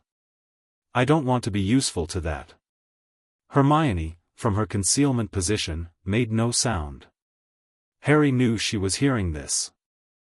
He also knew she was recording it mentally with the precision she brought to everything, every nuance and hesitation. Okay, Harry said. Malfoy looked at him as if expecting more. Okay, Harry said again. You did the right thing. That matters. He held Malfoy's gaze. I need to know, has your father been in contact with anyone above him? Is he taking orders from someone? Malfoy was quiet. He doesn't call himself that, Harry said. But you've heard the name. Something moved across Malfoy's face. The specific fear that was different from regular fear, the deeply conditioned fear of a name that had been treated as untouchable in his house. He who must, Voldemort, Harry said. Malfoy flinched. You'll need to be able to say it, Harry said, not unkindly. If you're going to be on the right side of this, you'll need to be able to say the name. He let this settle. Has your father been in contact with Voldemort? Not directly, Malfoy said, slowly. But whatever the diary does, I think it's connected. I think the diary is a piece of him. Harry thought about this. A piece of Voldemort, separated from the main body. The cold wrongness he felt from Quirrell, something behind him, he'd told Dumbledore. Not Quirrell, something wearing Quirrell. Two pieces of the same broken thing, both operating in or near Hogwarts in the same year. The shape of it was becoming clear. Does anyone else know what your father did? Harry asked. In your house? My mother, Malfoy said, after a pause. Harry nodded. He wouldn't ask about Narcissa Malfoy now. That was a thread he'd pull at a different time. Thank you, he said, meaning it. Genuinely. Malfoy stood, and he looked, younger than Harry had ever seen him look, the Malfoy performance stripped away, just a 12-year-old who'd done a frightening thing and wasn't sure what came next. What do you do now? Malfoy asked. I find Ginny Weasley and get the diary away from her, Harry said. And then I find the chamber. Malfoy left without another word. The diary was not with Ginny. Harry found this out by the oblique but direct method of talking to Ron, which required navigating Ron's visible anxiety about his sister's decline and his stubborn insistence that she was just overwhelmed and would be fine, the specific emotional logic of an older sibling who finds concern easier to manage than fear. Harry was direct and gentle and final about it, which was the combination that worked with Ron, and Ron went pale and then set and then said, "Show me." They found Ginny's dormitory empty at lunch. Hermione kept watch, and went through her things with the specific carefulness that the situation required, and the diary wasn't there. Wasn't with her either, when they checked. But Hermione, who had been tracking Ginny's movements for a week with the systematic attention she brought to problems that worried her, pointed out that Ginny had been going to Moaning Myrtle's bathroom with unusual frequency. The chamber entrance, it turned out, was in a sink. Harry found it by talking to it. He stood in the bathroom with the taps running and listened to the pipes and let the deep current of the draconic channel stretch downward, into the plumbing, into the school's foundations, into the old dark spaces below, and felt, far down, the specific cold of something ancient and powerful and deeply unhappy. Not evil, this was the thing he hadn't expected, and that took him a moment to process. The basilisk was not evil. It was 1,000 years old, and it had been asleep, and it had been woken by something that was not its maker, and it was being used in a direction that was not its nature, and what came up from the pipes when Harry reached for it was something closer to wrongness than to malice. He listened for the parcel tongue in the pipes and found it underneath the water's sound, a sibilant direction, a command structure, and underneath that, barely perceptible, the basilisk's own response, which was the reluctance of something very old being compelled to do something against its grain. "It doesn't want to," Harry said, in English, because Hermione and Ron were behind him. "What doesn't want to what?" Ron said. "The basilisk. It's being controlled. Whatever's in the diary has been commanding it through Parseltongue." He looked at the taps. "And Ginny's the conduit. The diary takes energy from her and uses it to direct the basilisk." "She's going to get worse," Hermione said, very quietly. "Yes," Harry said. "Where is she now?" "I don't know. But the diary's down here. I can feel it." He put his hand on the sink nearest the tap with the small snake etched into its side and spoke, not in words but in the warm directed intention of dragon speech, the command underneath Parseltongue, the older language. The sink moved. The entrance opened. They stood at the top of a tunnel that went down into darkness, cold air coming up from it with the mineral cold of deep underground, carrying the faint inversion warmth of something dark. "I said I wouldn't go without you," Harry said. "I'm not going without you." "Obviously," Hermione said. "Obviously," Ron said, and his voice was doing its fear-at-the-problem thing. Harry went first. The chamber was everything he'd expected from 1,000 years of waiting and nothing he'd prepared for. Enormous, cathedral scale, the ceiling lost in shadow, great stone columns running its length with serpents carved into them, the floor partly flooded with shallow black water. The columns cast long shadows in the faint phosphorescent light coming from, he couldn't tell where, the light simply existed in the chamber, old and sourceless. At the far end, Ginny, lying still on the wet stone. Beside her, a dark-haired boy who was neither ghost nor fully solid, flickering at the edges like something being projected.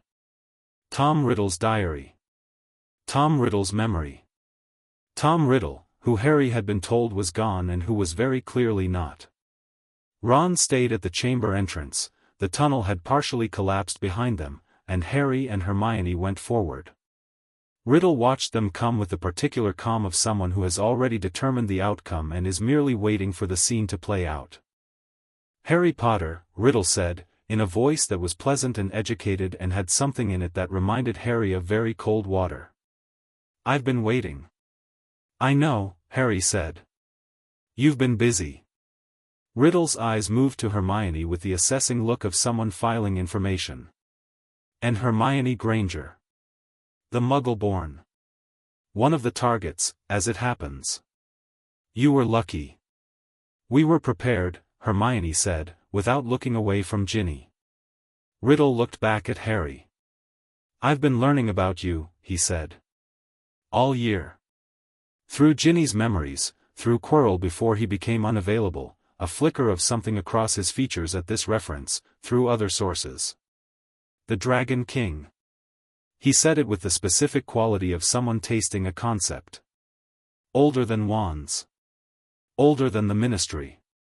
Older than Hogwarts, even." His head tilted. "I find that I'm not your enemy, Harry." "Not necessarily."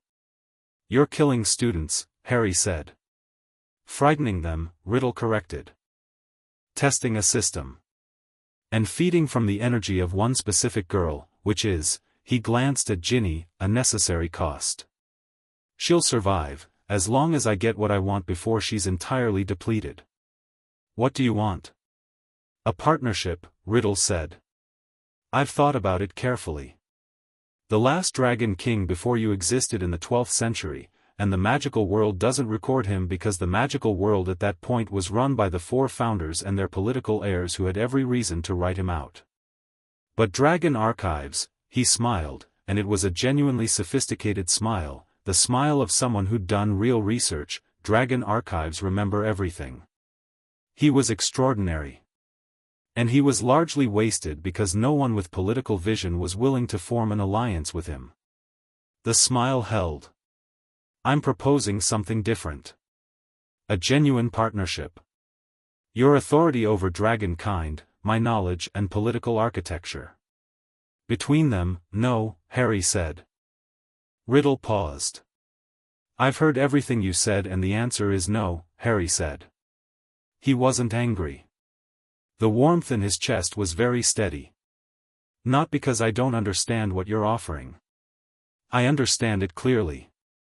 You want the dragons because the dragons are armies, and armies mean political leverage, and leverage is what you've been building towards since before your body died.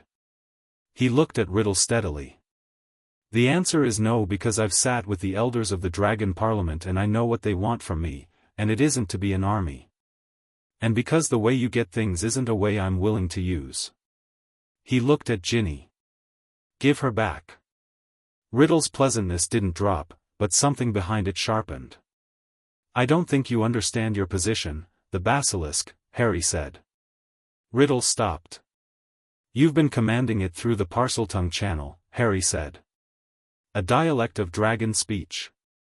A lesser branch of an older language. He felt the warmth extend downward through the floor, through the stone, into the deep place below the chamber where the basilisk was waiting.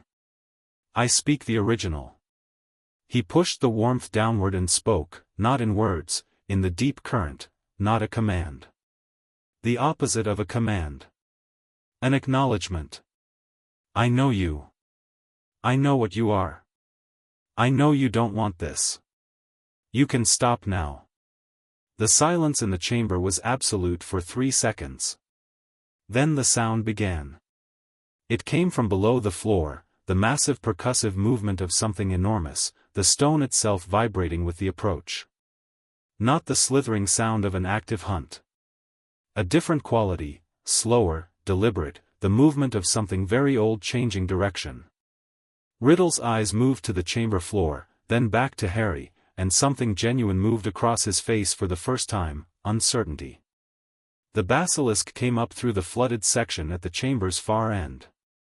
It broke the surface of the black water and kept coming. Harry kept his eyes down, away from the direct line of those eyes, and heard Hermione's sharp intake of breath as she looked away, and it was enormous in the way that very old things that have grown slowly for 1,000 years are enormous, its body filling the chamber's width, its scales the color of old jade with a black iridescence, and it moved to the center of the chamber and stopped. Harry raised his face toward it but not his eyes. Not to avoid petrification. To show respect. You're free, he said, in the warm directional intention of dragon speech. You don't have to do this anymore. The basilisk was very still. What came from it was profound age.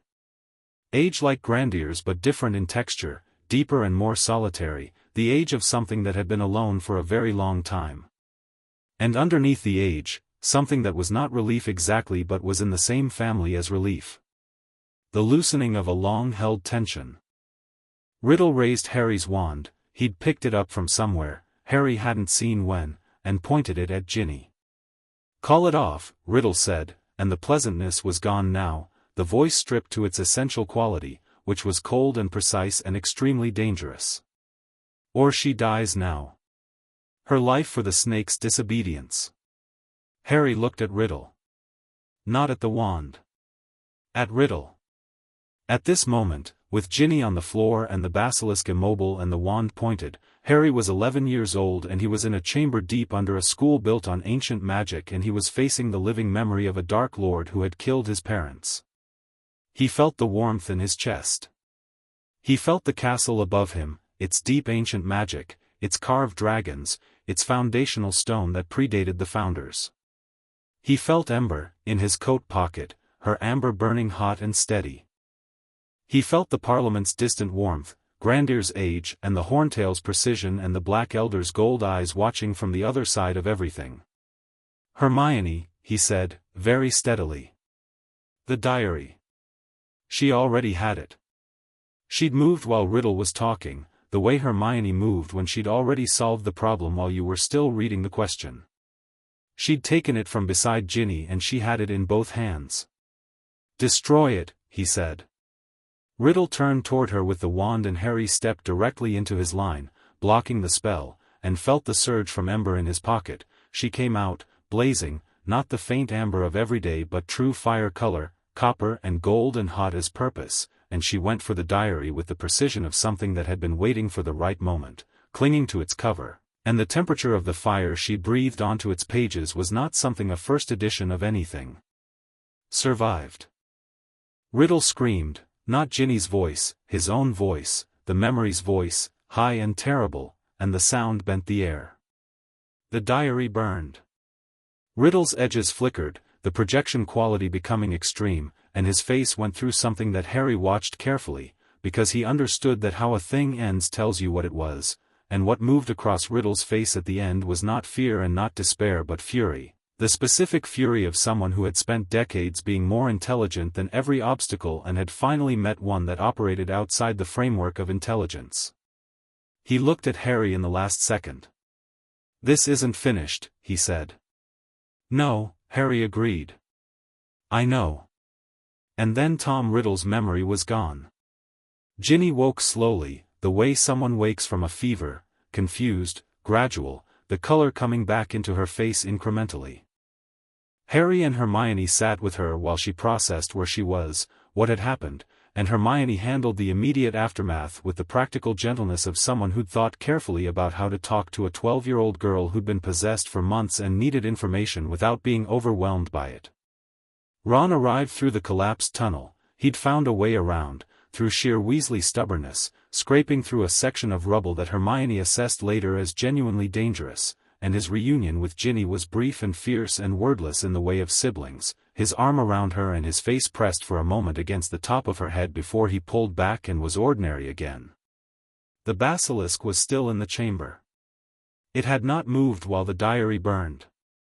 When Harry turned to it after Ginny was conscious, it was watching him with its massive ancient eyes, not directly, averted, giving him the courtesy of avoiding direct contact, and the quality of it was waiting. He put his hand on its scales. He'd done this with Grandir, with Norberta, with Ember the first night. The principle was the same, you offer yourself to the contact, not the reverse. The scales were cold and smooth and incredibly old, and underneath his palm the life in them was like deep river water, slow and immense and very far from the surface. "You'll need to leave," he said. "The chamber isn't safe for you anymore. Someone else knows the entrance now." He felt its understanding of this, the simple ancient logic of something that had operated on instinct for 1,000 years now receiving information it could process.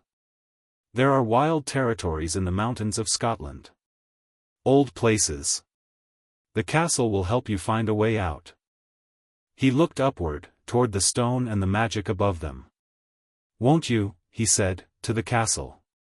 The warmth from the walls was immediate and definite. The basilisk scales moved under his hand, not flinching away, something more like acknowledgement. Then it turned, slow and vast, and moved back through the flooded section of the chamber, toward the deep exits that Harry understood existed at the far end, the old passages that predated the founders, that were part of the original magic of the hill on which Hogwarts sat. It paused once, at the edge of the water. Turned its great head back toward him. What it gave him was old and simple and very clear, gratitude, in the ancient way that very old things express it, without words, without performance, the way bedrock expresses its nature by simply being itself and holding everything above it. He held his hand up, the way you hold your hand up when someone is leaving. Then it was gone, into the dark water, and the chamber was quiet. "Right," Ron said, from behind him. "So. That happened." Dumbledore was waiting at the top of the pipe tunnel. Not alone, McGonagall was with him, and Adelaide Price had apparently operated to Hogsmeade and run the rest of the way, because she was slightly out of breath and her field kit was half open at her belt. She looked at Harry with the specific expression of someone who had been terrified and is managing it by converting it immediately to practical concern. "Are you hurt?" she said. "No," Harry said. "Ginny Weasley? She'll be okay. She needs time." Dumbledore looked at Harry with the full weight of everything: the chamber, the diary, riddle, the basilisk, the year. His expression was complicated in the specific way of someone for whom a great deal has been confirmed and none of it is simple. "The diary," he said. "Destroyed," Harry said. "It was a Horcrux." The word hit the air and something happened to Dumbledore's face, a flash of something raw and deep, shock and something darker than shock, the expression of a man who has been working around the edges of a terrible truth for years and has just heard it named out loud by an 11-year-old. "You know what that is," Dumbledore said. "Hermione figured it out," Harry said. "We read everything we could find about diary enchantments that could contain consciousness. The literature is mostly in the restricted section and the notes on the theory of soul division." He glanced at Hermione. "Page 412 of Magic Most Evil," Hermione said. "Which references earlier sources in the Department of Mysteries archive. The concept is very old. Theoretically, a soul can be fragmented and anchored to physical objects. Theoretically." She paused. "Apparently not only theoretically." Dumbledore was very still. "There are more," Harry said. "Yes," Dumbledore said, in a voice that was very quiet. "I believe there are." "I know," Harry said. "We'll talk about it properly. But not tonight. Ginny needs to be seen by Madame Pomfrey and Ron should be with her, and," he looked at Adelaide, "the Ministry is going to want a report about the chamber, and I need to be part of that conversation so the parts that matter don't get buried in the parts that look good in a press release." Adelaide looked at him. "You're 12, she said. "I know," he said. "But someone authorized Lucius Malfoy to walk out of a Death Eater trial 7 years ago, and that someone is still at the Ministry, and they're not going to be enthusiastic about a report that names him as the person who planted the diary." He held her gaze. "I need to be in that conversation." Adelaide looked at Dumbledore. Dumbledore looked at Harry. "Yes," Dumbledore said. "You do." McGonagall had been very quiet through all of this. She looked at Harry now with the expression she'd worn in December after the corridor, the expression of her mental model revising, her understanding of what was standing in front of her updating in real time. She put a hand briefly on his shoulder. It was not a Transfiguration teacher gesture. It was something more personal than that. "Well done," she said, simply. The two words landed differently from how they'd been landing from adults all his life, not approval, not assessment. Just acknowledgement. The specific acknowledgement of someone who has watched something difficult be done well and wants it to be known that they saw it. Harry nodded. They walked back up through the castle, through the corridors that rerouted and the torches that brightened and the stone dragons that turned in the walls, and Harry felt the castle's warmth around him, relieved, he thought, in the way that very old things register relief, the deep easing of something that had been held tense for too long. At the junction that led to the hospital wing, Harry stopped. Ember came out of his coat pocket and climbed to his shoulder and pressed her head against his jaw, the gesture she used for the deepest form of her communication, the one that wasn't warmth exactly, that had no name in any language, that was just the fact of her and him and this moment being real. He let it be real. Then he followed his friends to the hospital wing, and the castle held its warmth around all of them, and outside the windows Scotland was February dark and cold and the stars were very clear. Chapter 6, The King's Peace. The inquiry was scheduled for the 14th of March, and the Ministry spent 6 weeks preparing for it in a way that communicated, to anyone paying attention, that they were deeply uncertain what they were preparing for. Harry spent those 6 weeks doing something the Ministry probably hadn't anticipated, nothing about the inquiry at all. He went to classes. He worked through the backlog of Transfiguration theory that the chamber adventure had disrupted, which McGonagall marked with a red correction style that was more rigorous than she applied to most students and which he'd come to understand as her specific form of respect. He played Quidditch. He ate breakfast with Ron and Hermione and watched the post owls come in and listened to Hermione explain the progressive theory of ancient magical governance that she developed over the winter, and that was now 22 pages of very dense, very precise argumentation that she read sections of at meals when Ron wasn't paying close enough attention to redirect her. He wrote to Adelaide Price twice. He wrote to Draconov once. He did not write to the Ministry. The Ministry wrote to him 3 times. Each letter was more formally worded than the last, the tone shifting from official request through polite insistence toward something approaching demand, and Harry set each one on his desk and read it carefully and replied to none of them until Dumbledore came to his dormitory on a Sunday evening and sat in the chair by Harry's window and said, "They're going to come here if you don't respond." "I know," Harry said. "You want them to come here," Dumbledore said. "On my ground," Harry said. "Yes." Dumbledore looked at him for a moment, and the look had a quality Harry had been noticing more frequently since the chamber, something that was adjusting, recalibrating, finding a new register for their relationship that was neither the old one, where Dumbledore had arranged things and Harry had lived inside those arrangements, nor something that had fully arrived at its new form yet. "The dragons are coming," Harry said. Dumbledore went still. "I wrote to Draconov in January," Harry said. "I asked the Parliament to send a delegation. 3 representatives, not full Parliament, nothing that would look like a military deployment, just 3. Draconov will bring them and he'll be the official liaison." He looked at Dumbledore steadily. "The inquiry is about whether I represent a threat to be managed or an entity to be classified.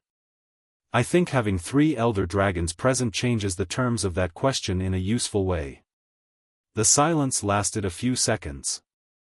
"When did you arrange this?" Dumbledore said. "January 23rd, Harry said. "The same day I got the Ministry's second letter." Dumbledore made a sound that Harry had never heard from him before, a brief, genuine, unguarded laugh, the laugh of someone caught completely off guard by something they find genuinely funny. He pressed his hand over his mouth and recovered, but the laugh had happened and they both knew it. "I see," Dumbledore said, when he'd managed his expression. "And have you informed McGonagall?" "She'll find out when they arrive," Harry said. "I didn't want her to spend 3 weeks preparing a formal plan when this should feel natural."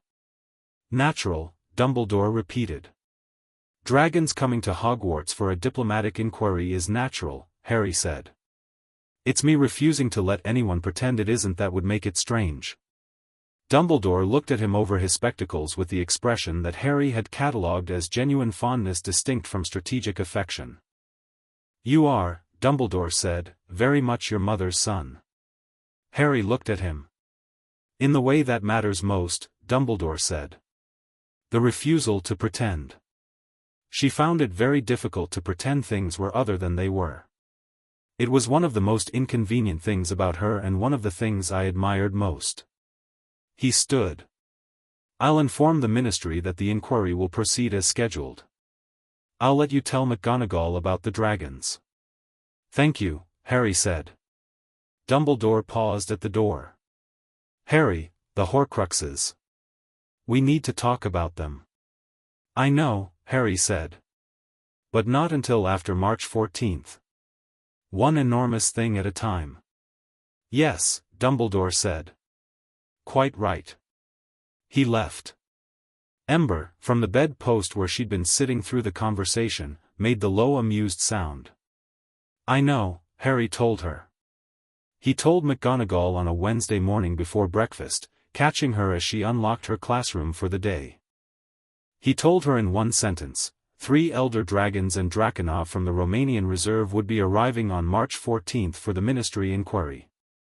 McGonagall stood with her classroom key in her hand for a full 5 seconds without speaking. 3, she said. 3, he confirmed. She turned and unlocked her classroom. Went to her desk. Sat down. Looked at the rows of empty chairs. Looked back at Harry. "Would you like tea?" she said. Please, he said. She summoned the kettle with a brisk flick and they sat in her classroom while the term's first light came through the windows and she asked him, in the measured way she asked things when she wanted to understand rather than manage, what he expected the dragon's presence to accomplish. The ministry's framework for this inquiry positions me as an anomaly to be classified, Harry said. An unusual magical signature associated with a minor, to be assessed under creature legislation or magical restriction ordinance or whatever framework Fudge's office has decided is tedious. The presence of 3 elder dragons, he paused, looking for the precise language, makes classification impossible. You can't classify the entity that 3 representatives of the world's oldest magical tradition have traveled to stand beside. McGonagall poured tea. She held her cup and looked at him. And the political message, she said. The political message is that this has always been bigger than the ministry, Harry said. Not threatening. Just, true. The ministry needs to know that, and they need to know it in a room where they can't ignore it. He looked at his tea. And I need the ministry to know it while there's still time for them to be useful allies rather than obstacles. Because of Voldemort, McGonagall said. She said it flat and clean. She'd been saying it that way since November, since Harry had said it in front of Quirrell's empty office after Quirrell had fled the school in December following whatever confrontation he'd had with the third-floor corridor obstacle course, or been expelled by it, since Harry suspected Quirrell's departure was less a flight and more a consequence. She'd been saying the name since then with the specific deliberate quality of someone who'd chosen to stop managing fear through euphemism. Yes, Harry said. There are more of the objects, she said. The diary wasn't the only one. No. Dumbledore knows. He's known for some time, I think, Harry said. He's been working around it. He needed confirmation, which is, now confirmed. He held his cup. The inquiry matters because Lucius Malfoy walks into a ministry building every week and shakes hands with people who work there, and he planted an object in a 12-year-old school bag that was capable of murdering her. And the only way Malfoy faces any consequence for that is if the ministry has a framework for understanding what the diary was and what it means. He looked up at McGonagall. I have a piece of that framework. Adelaide has a piece. The dragons have a piece. That's why the 14th matters. McGonagall was quiet for a moment. Outside her windows, the first students were beginning to cross the grounds in the early morning light, small figures in robes making their way from dormitories to breakfast, unaware that 3 weeks from now dragons would land on the same grass. The students, McGonagall said, her tone shifting, not away from the political conversation, but adding something to it. They'll know the dragons are coming, once you tell the people who need to know. And they'll be frightened, Harry said. Or excited. Or both. Some of the parents will be concerned. Some of the parents think Muggle-born students don't deserve to be here, Harry said, which was direct but accurate. Their concern isn't the primary variable. McGonagall held her tea and looked at him with the expression that was her version of warmth, not demonstrative, but completely genuine. No, she said. It isn't. A pause. I'll handle the staff. And I'll speak with Sprout and Flitwick, they should know beforehand, not because they need to prepare a response but because they deserve the context. Thank you, Harry said. Don't thank me, she said, with the brisk directness she used when sentiment became the easier option and she wanted something harder and more honest. Just, go to breakfast. You're going to need a reasonable amount of sleep between now and the 14th. The news moved through Hogwarts in the specific way that significant information moves through an enclosed community of 1,000 people, half of whom are adolescents with well-developed social networks and none of whom have been explicitly told anything. By the end of that week, everyone knew that something was happening on March 14th and that it involved dragons and the Ministry and Harry Potter. The specific contours of the something shifted with each retelling, growing more dramatic at the edges, which Harry accepted as the natural property of information moving through a social system without a clear anchor point. Neville came to him on a Thursday and asked, in the direct quiet way that was entirely Neville's own, whether he should be worried. Not about the dragons, Harry said. About the ministry? Not about them either, specifically. Harry looked at him. Neville. The inquiry is going to be fine. But the things that come after it, those are going to be complicated for a while. There are things in motion that started before any of us were born. He paused. You should know what's real so you're not surprised. They sat in the common room and Harry told him, not everything, but the structure of it. Voldemort's survival. The Horcruxes, in general terms. The reason the diary had been at Hogwarts. Neville listened with the expression he used for difficult information, absorbing it in layers, his round face doing the deep processing work that most people mistook for slowness and that Harry had long understood as the opposite. When Harry finished, Neville was quiet for a moment. My parents, Neville said. I know, Harry said. I'm sorry. He did that, Neville said. Not a question. Framing it. Yes. Neville looked at the fire. His jaw set in the particular way Harry had seen develop over the year, the way Neville's face set when he decided something past fear. Okay, Neville said. What can I do? Harry looked at him. At the specific quality of someone choosing to be useful rather than choosing to be safe, making the decision clearly and without drama. Be exactly who you are, Harry said. That's not a small thing. Neville looked slightly embarrassed and slightly pleased in the way of someone who doesn't receive straightforward assessment often.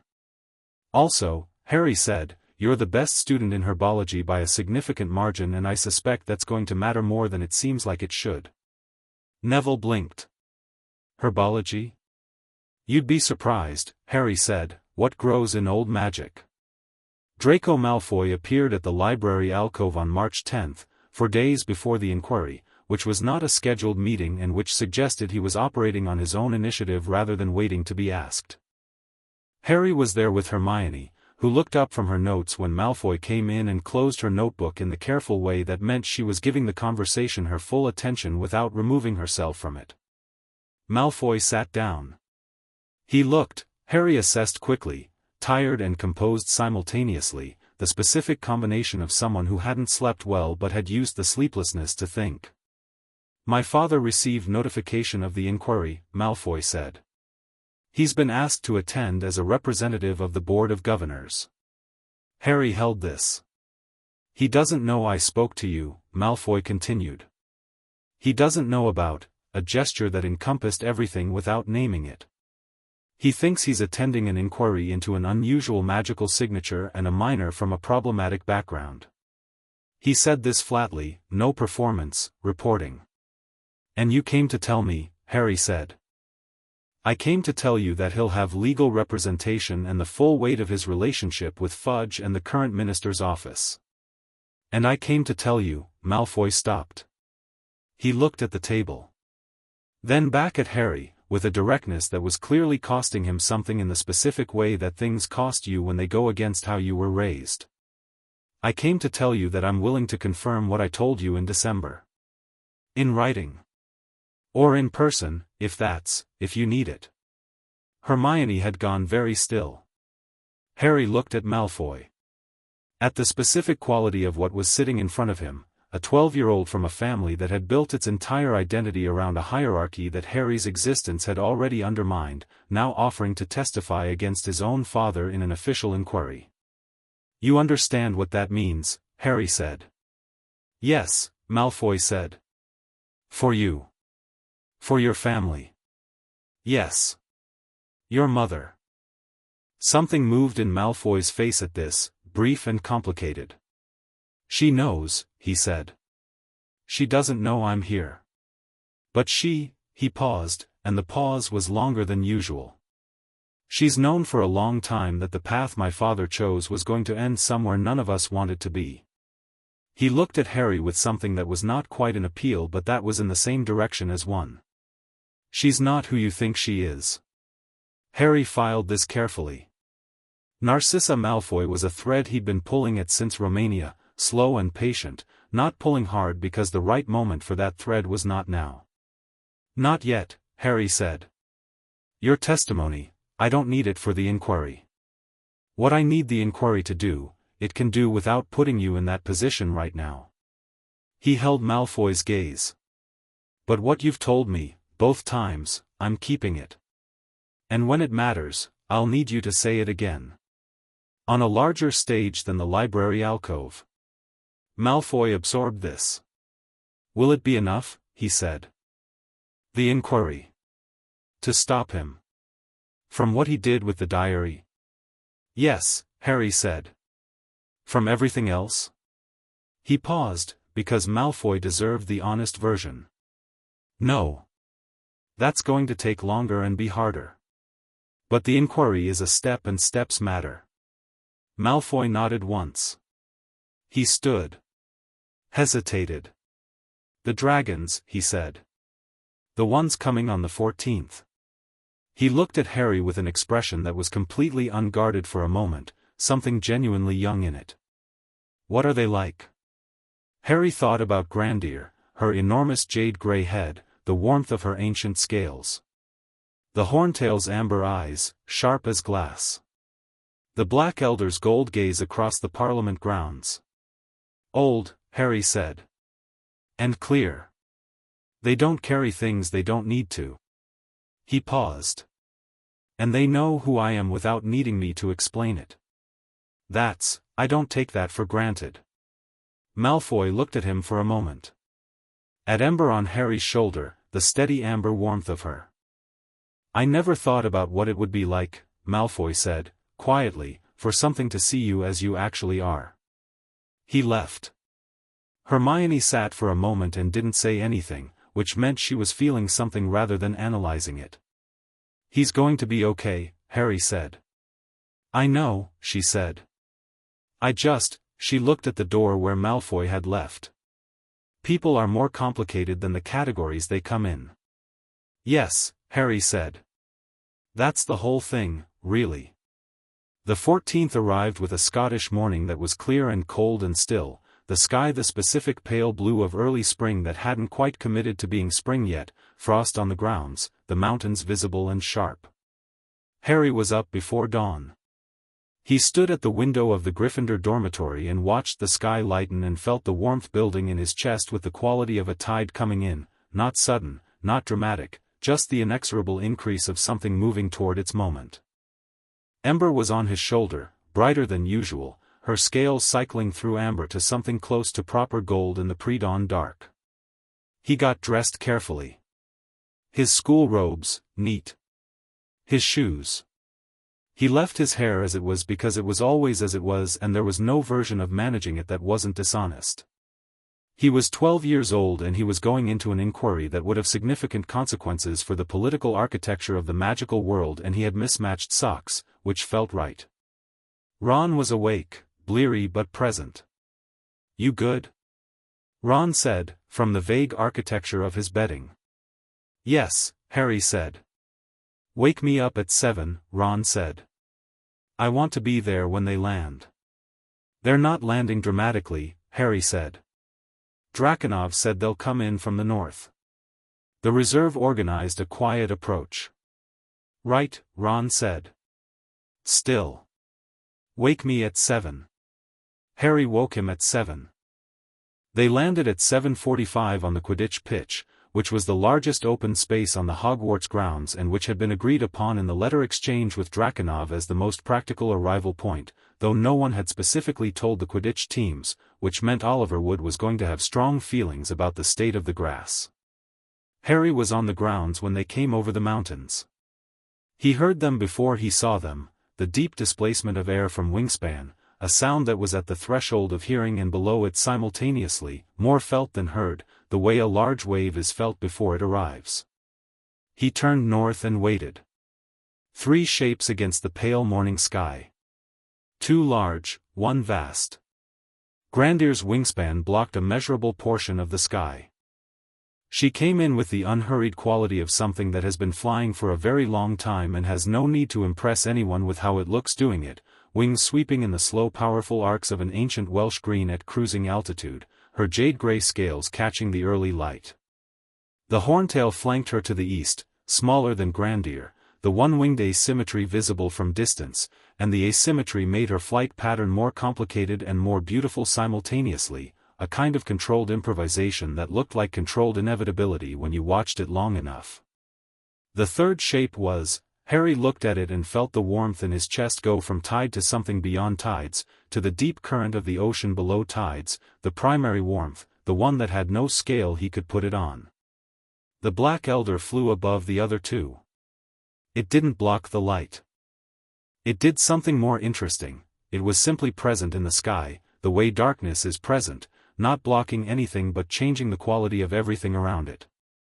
Behind Harry, he heard the sound of Hogwarts students arriving on the grounds, a wave of gasps and exclamations, the instinctive noise of several hundred people encountering something beyond the scale of their prior experience. Beside him, Ron said, "Oh." Beside Ron, Hermione said nothing, which was the most eloquent thing she could have said.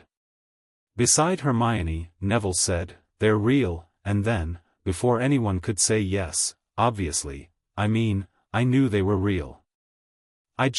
They're more real than you thought, Harry said. Most things are. They landed. The ground transmitted Grandir's landing as a vibration through the soles of Harry's feet, a percussion, and then the three of them were on the pitch and the scale of them against the castle was extraordinary, Grandir's shoulder at the height of the first-floor windows, the horntail slightly lower, the black elder still and vast at the back. Draconov appeared from behind Grandir's wing, slightly windblown, wholly delighted, his grey beard disarranged, carrying his field notebooks under one arm. "Harry," he said. "Draconov," Harry said. They shook hands. "How was the flight?" "Cold," Draconov said, "and magnificent." "How are you?" "Ready," Harry said. Draconov looked at him with the assessing warmth he'd shown since Romania, the look that had both professional and personal components and that Harry valued because it was complete rather than partial. "Yes," he said. "You are." Harry walked to Grandir. She lowered her head. He put his hand on her snout and she huffed, the deep earth smell of her breath in the cold morning air, and the warmth between them was immediate and full. "Thank you for coming," he said, in the direction of warm intention rather than language. Her response was, everything he'd given her at the Parliament, returned. Time. Recognition. The absolute, unhurried certainty of something that has been waiting for a specific thing and has found it. The horntail watched him with her amber eyes and when he turned to her she held his gaze with the scalpel-sharp quality he remembered, direct and uncompromising and carrying the specific message that she had come because she chose to, not because she was summoned, and that the distinction mattered to her. "I know," Harry said to her. "I'm grateful." She dipped her functional wing, briefly, the single-wing equivalent of a nod. He turned to the black elder. He walked toward it across the pitch. The frost crunched under his feet. The black elder watched him come with those gold eyes, ancient and present, the eyes that looked the same from 6 feet away as from across the Parliament grounds because their depth was not a function of distance. He stopped in front of it and bowed. The full bow, waist-deep, held. When he straightened, the black elder lowered its massive head, and the gold eyes were level with his. They looked at each other. The warmth was beyond the scale of warmth. It was the thing that warmth was made of, the primary thing, older than any word for it. Harry held it and breathed and let it be what it was. Then he turned to face the castle. The Great Hall had been arranged for the inquiry with the thoroughness of McGonagall applied to logistics, which was to say, thoroughly. The 4 house tables had been removed and replaced with a large round table, Harry had specifically requested round, at which chairs were placed for Harry, Dumbledore, McGonagall, Adelaide Price, Draconov, 2 international observers from the French and Romanian ministries who had been invited at Adelaide's recommendation, and the ministry delegation. The ministry delegation was Cornelius Fudge himself, which told Harry they'd taken this more seriously than his casual non-response to their letters had suggested they would, along with 2 senior officials, a ministry legal counsel, and Lucius Malfoy, representing the Board of Governors. Harry watched Malfoy arrive from across the hall and assessed him quickly. Tall, blonde, composed, the specific composure of someone who has worn authority for so long that its external appearance has become indistinguishable from its internal reality. He surveyed the hall with pale eyes that landed on Harry and held there for a moment. Harry looked back at him. Steady, direct, nothing performed. Malfoy looked away first. The dragons were visible through the great hall's windows.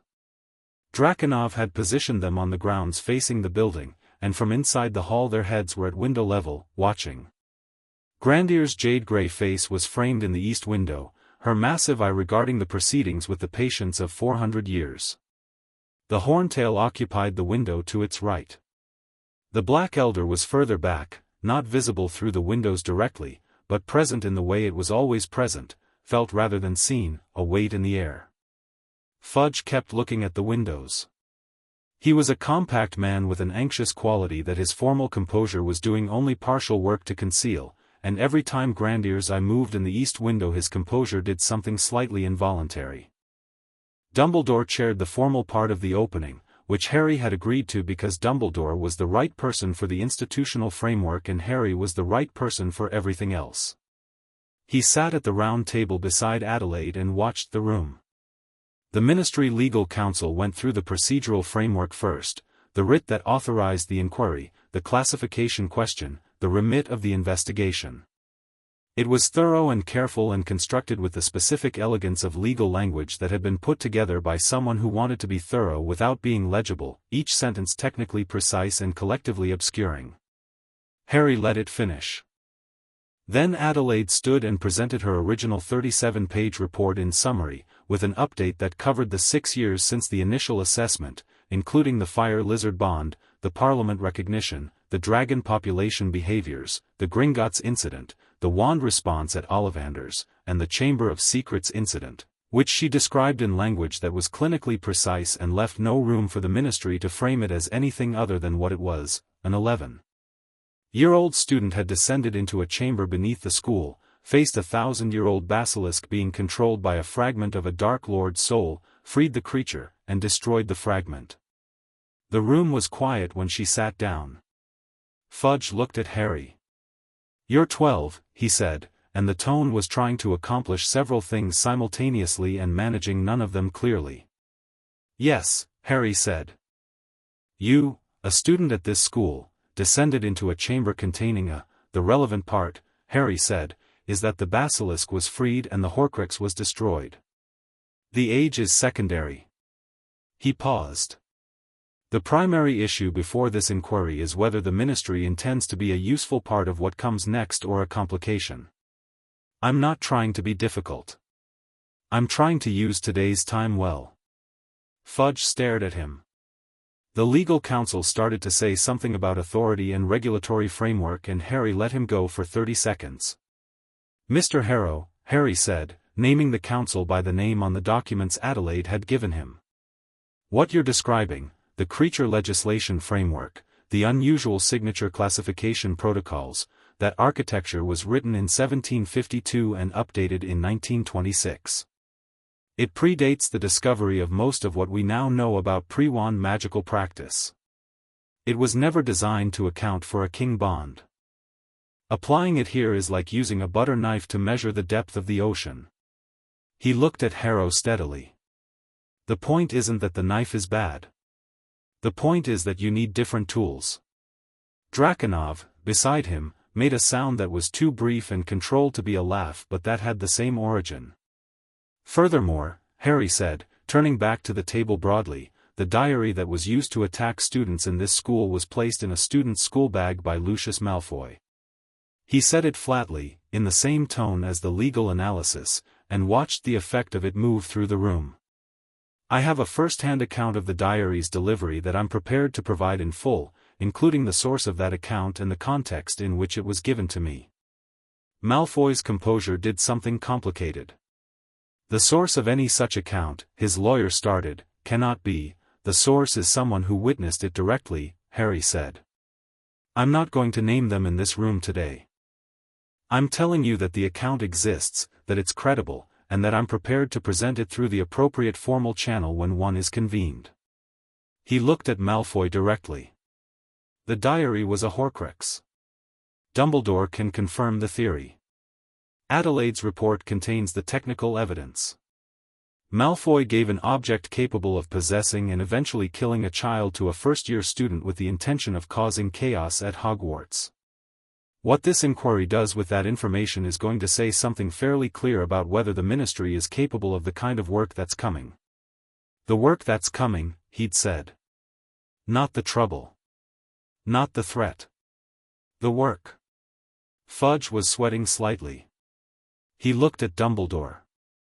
Albus, Harry is substantially correct, Dumbledore said, with the mild tone he used for statements that were less mild than they sounded. About all of it. Outside, Grandier shifted her position and her eye in the east window moved, the massive pupil dilating slowly, regarding the room's occupants with the complete unhurried attention of something that had been watching human beings make decisions for a very long time and had long since developed opinions about the quality of those decisions. Fudge looked at the window. Then at Harry. "What is it you want?"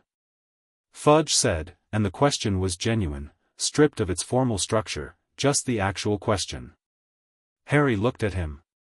At the genuine uncertainty in the man's face, the actual question under the political performance.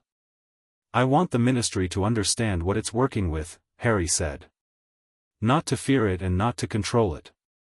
Just understand it, and respond accordingly." He paused.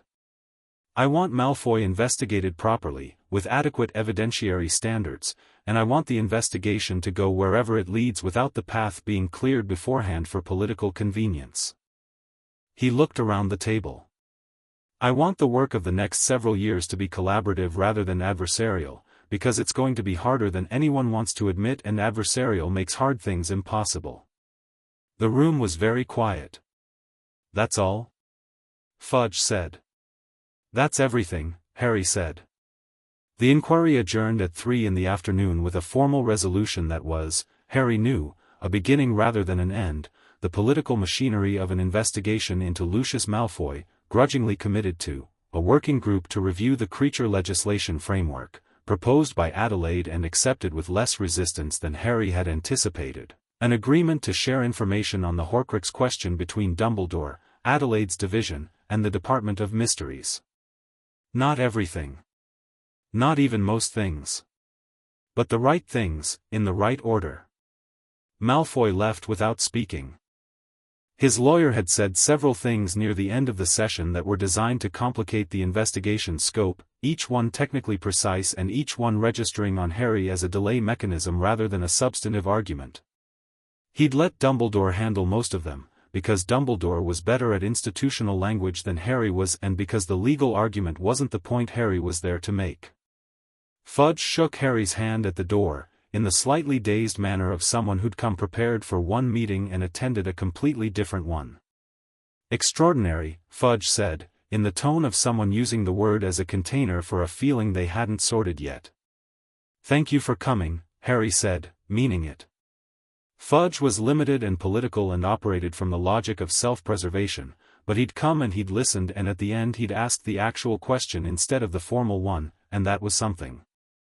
Adelaide caught Harry's arm as the room cleared. "The working group," she said. "I need someone who can talk to the Dragon Reserve representatives in a way that isn't filtered through 3 layers of Ministry interpretation. Someone who understands both the political context and the..." "Yes," Harry said. "When it convenes, I'll be there." She looked at him for a moment with the expression she'd had in the Dursley hallway 6 years ago, the expression of someone revising their understanding of what was possible. "You were 4, she said. "I know. When I walked into that cupboard and you asked me what she was," she glanced at Ember, "you were this small person in an enormous house who was being treated like he wasn't there, and you asked me this careful, serious question about a fire lizard, and I thought..." She stopped. "What did you think?" "I thought, this child deserves better," she said. I didn't know it would be, Adelaide," Harry said. She looked at him. "Thank you," he said. "For coming that night." For the report. For all 6 years of it. She pressed her lips together and looked away and then looked back with the composure restored. Don't make me emotional in a ministry inquiry, she said. That's deeply unprofessional. The inquiry's over, Harry said. It absolutely is not, she said. The paperwork hasn't even started. She went to find Draconov, who was already deep in conversation with the French observer and showing signs of potentially talking until dinner. Harry went back out to the grounds. The afternoon had shifted to a cool gold, the sun lower and the shadows longer, and the dragons on the pitch were lit by it in a way that made the ordinary world look like it was trying to be art. Grandir's scales were deep green and grey-gold in the afternoon light. The horntail's black was not absorbing the light but doing something more complicated with it, something iridescent. He walked across the frost-burned grass toward them and felt the warmth in his chest with the specific quality of something settled, the way a long conversation settles when it reaches the thing it was actually about. He sat down on the grass in front of Grandir, cross-legged, the way he'd sat at the Parliament. The ground was cold and the frost made his robes damp at the knees immediately, which was fine. Grandir lowered her head. He leaned against her snout. She was very warm, as always. The warmth came through his forehead where he rested against her scales, and it was, all of it, everything the Parliament had given him, everything the Chamber had taken and returned, everything that the inquiry had been and the work it had started. He held all of it and felt it be held back. He heard footsteps across the frost. Ron sat down beside him, the easy way Ron sat down beside you, without ceremony, the body language of someone who decided you were worth being near and acted accordingly. After a moment, Hermione sat on his other side.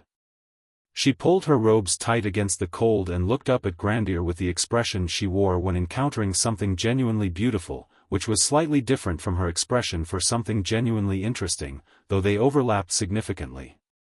How'd it go? Ron said. Well enough, Harry said. Malfoy's going to be investigated. The creature legislation is going to be reviewed. The Horcrux question is on the table. That's a lot, Ron said. It's a start. They sat in silence for a moment. The gold afternoon light. The cold. Grandir's warmth threw the scales against Harry's forehead, steady and immense and old. Grandir, Hermione said, carefully, trying the name. She looked at the ancient Welsh green with the expression of someone asking a very large question to a very large entity. She's 400 years old? At minimum, Harry said. What does she think about all of this? Hermione asked. Today. The inquiry.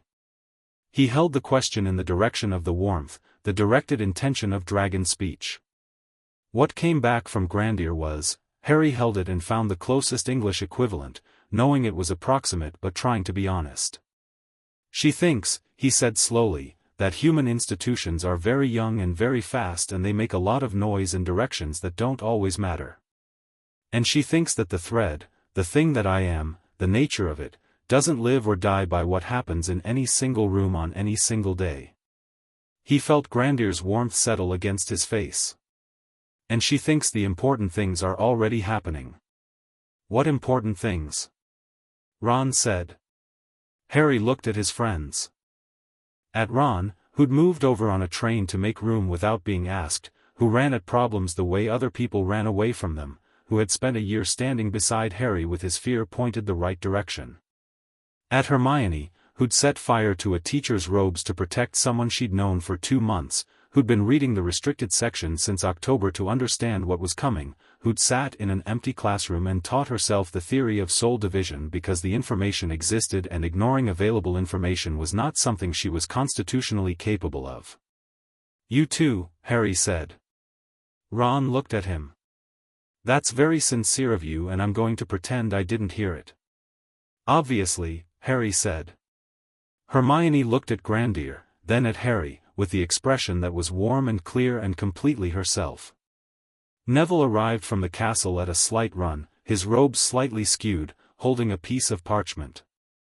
McGonagall says dinner is in an hour and I should tell you not to be late, he said, and then saw the dragons and stopped, arrested by the sight of the horntail's amber eyes in the afternoon gold.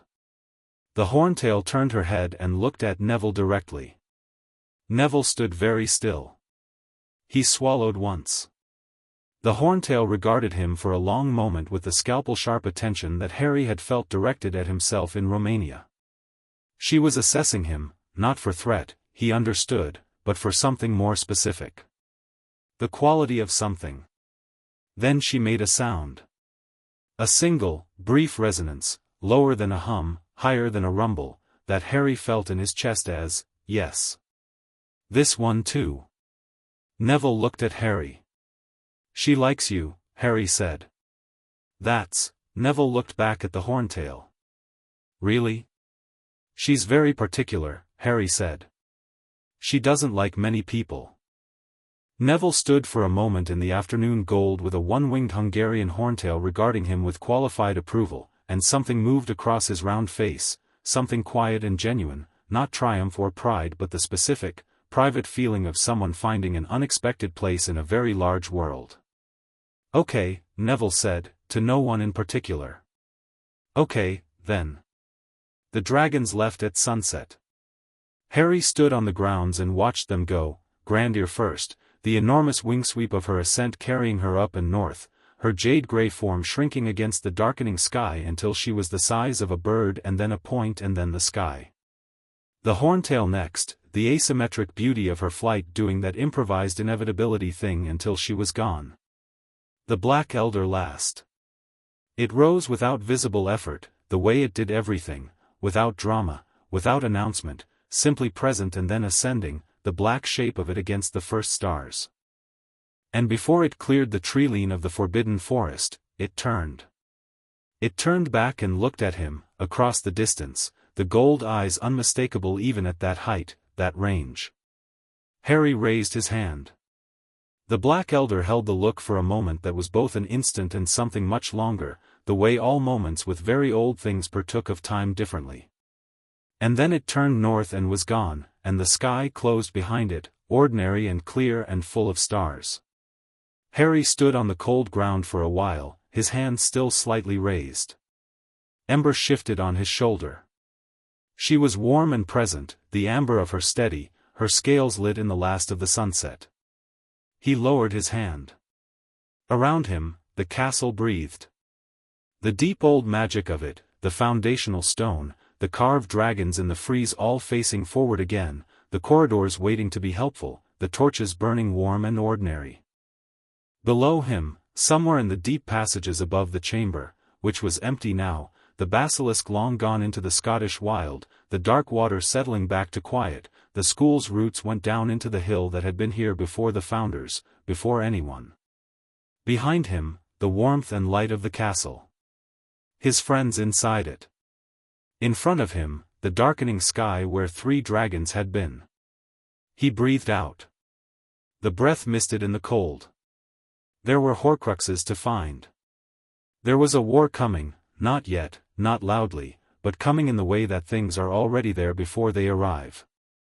There was a Malfoy investigation that would take months and might still be derailed. There was a ministry working group that would require constant attention. There was Dumbledore, who wanted to talk about the Horcruxes properly, who had information Harry needed, who would need to be trusted carefully and specifically rather than entirely. There was Quirrell's absence and whatever had become of the thing that had worn him.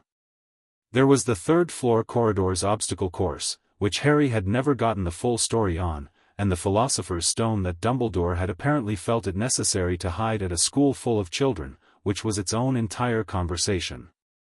There was a lot. He stood in the cold evening and held all of it. The warmth in his chest was steady. It had been steady since age 4, and it was steady now, and it would be steady when all of this came to its conclusion, whatever that conclusion was. He wasn't afraid. He'd never been the kind of afraid that made things smaller. He'd always been the kind that made them interesting.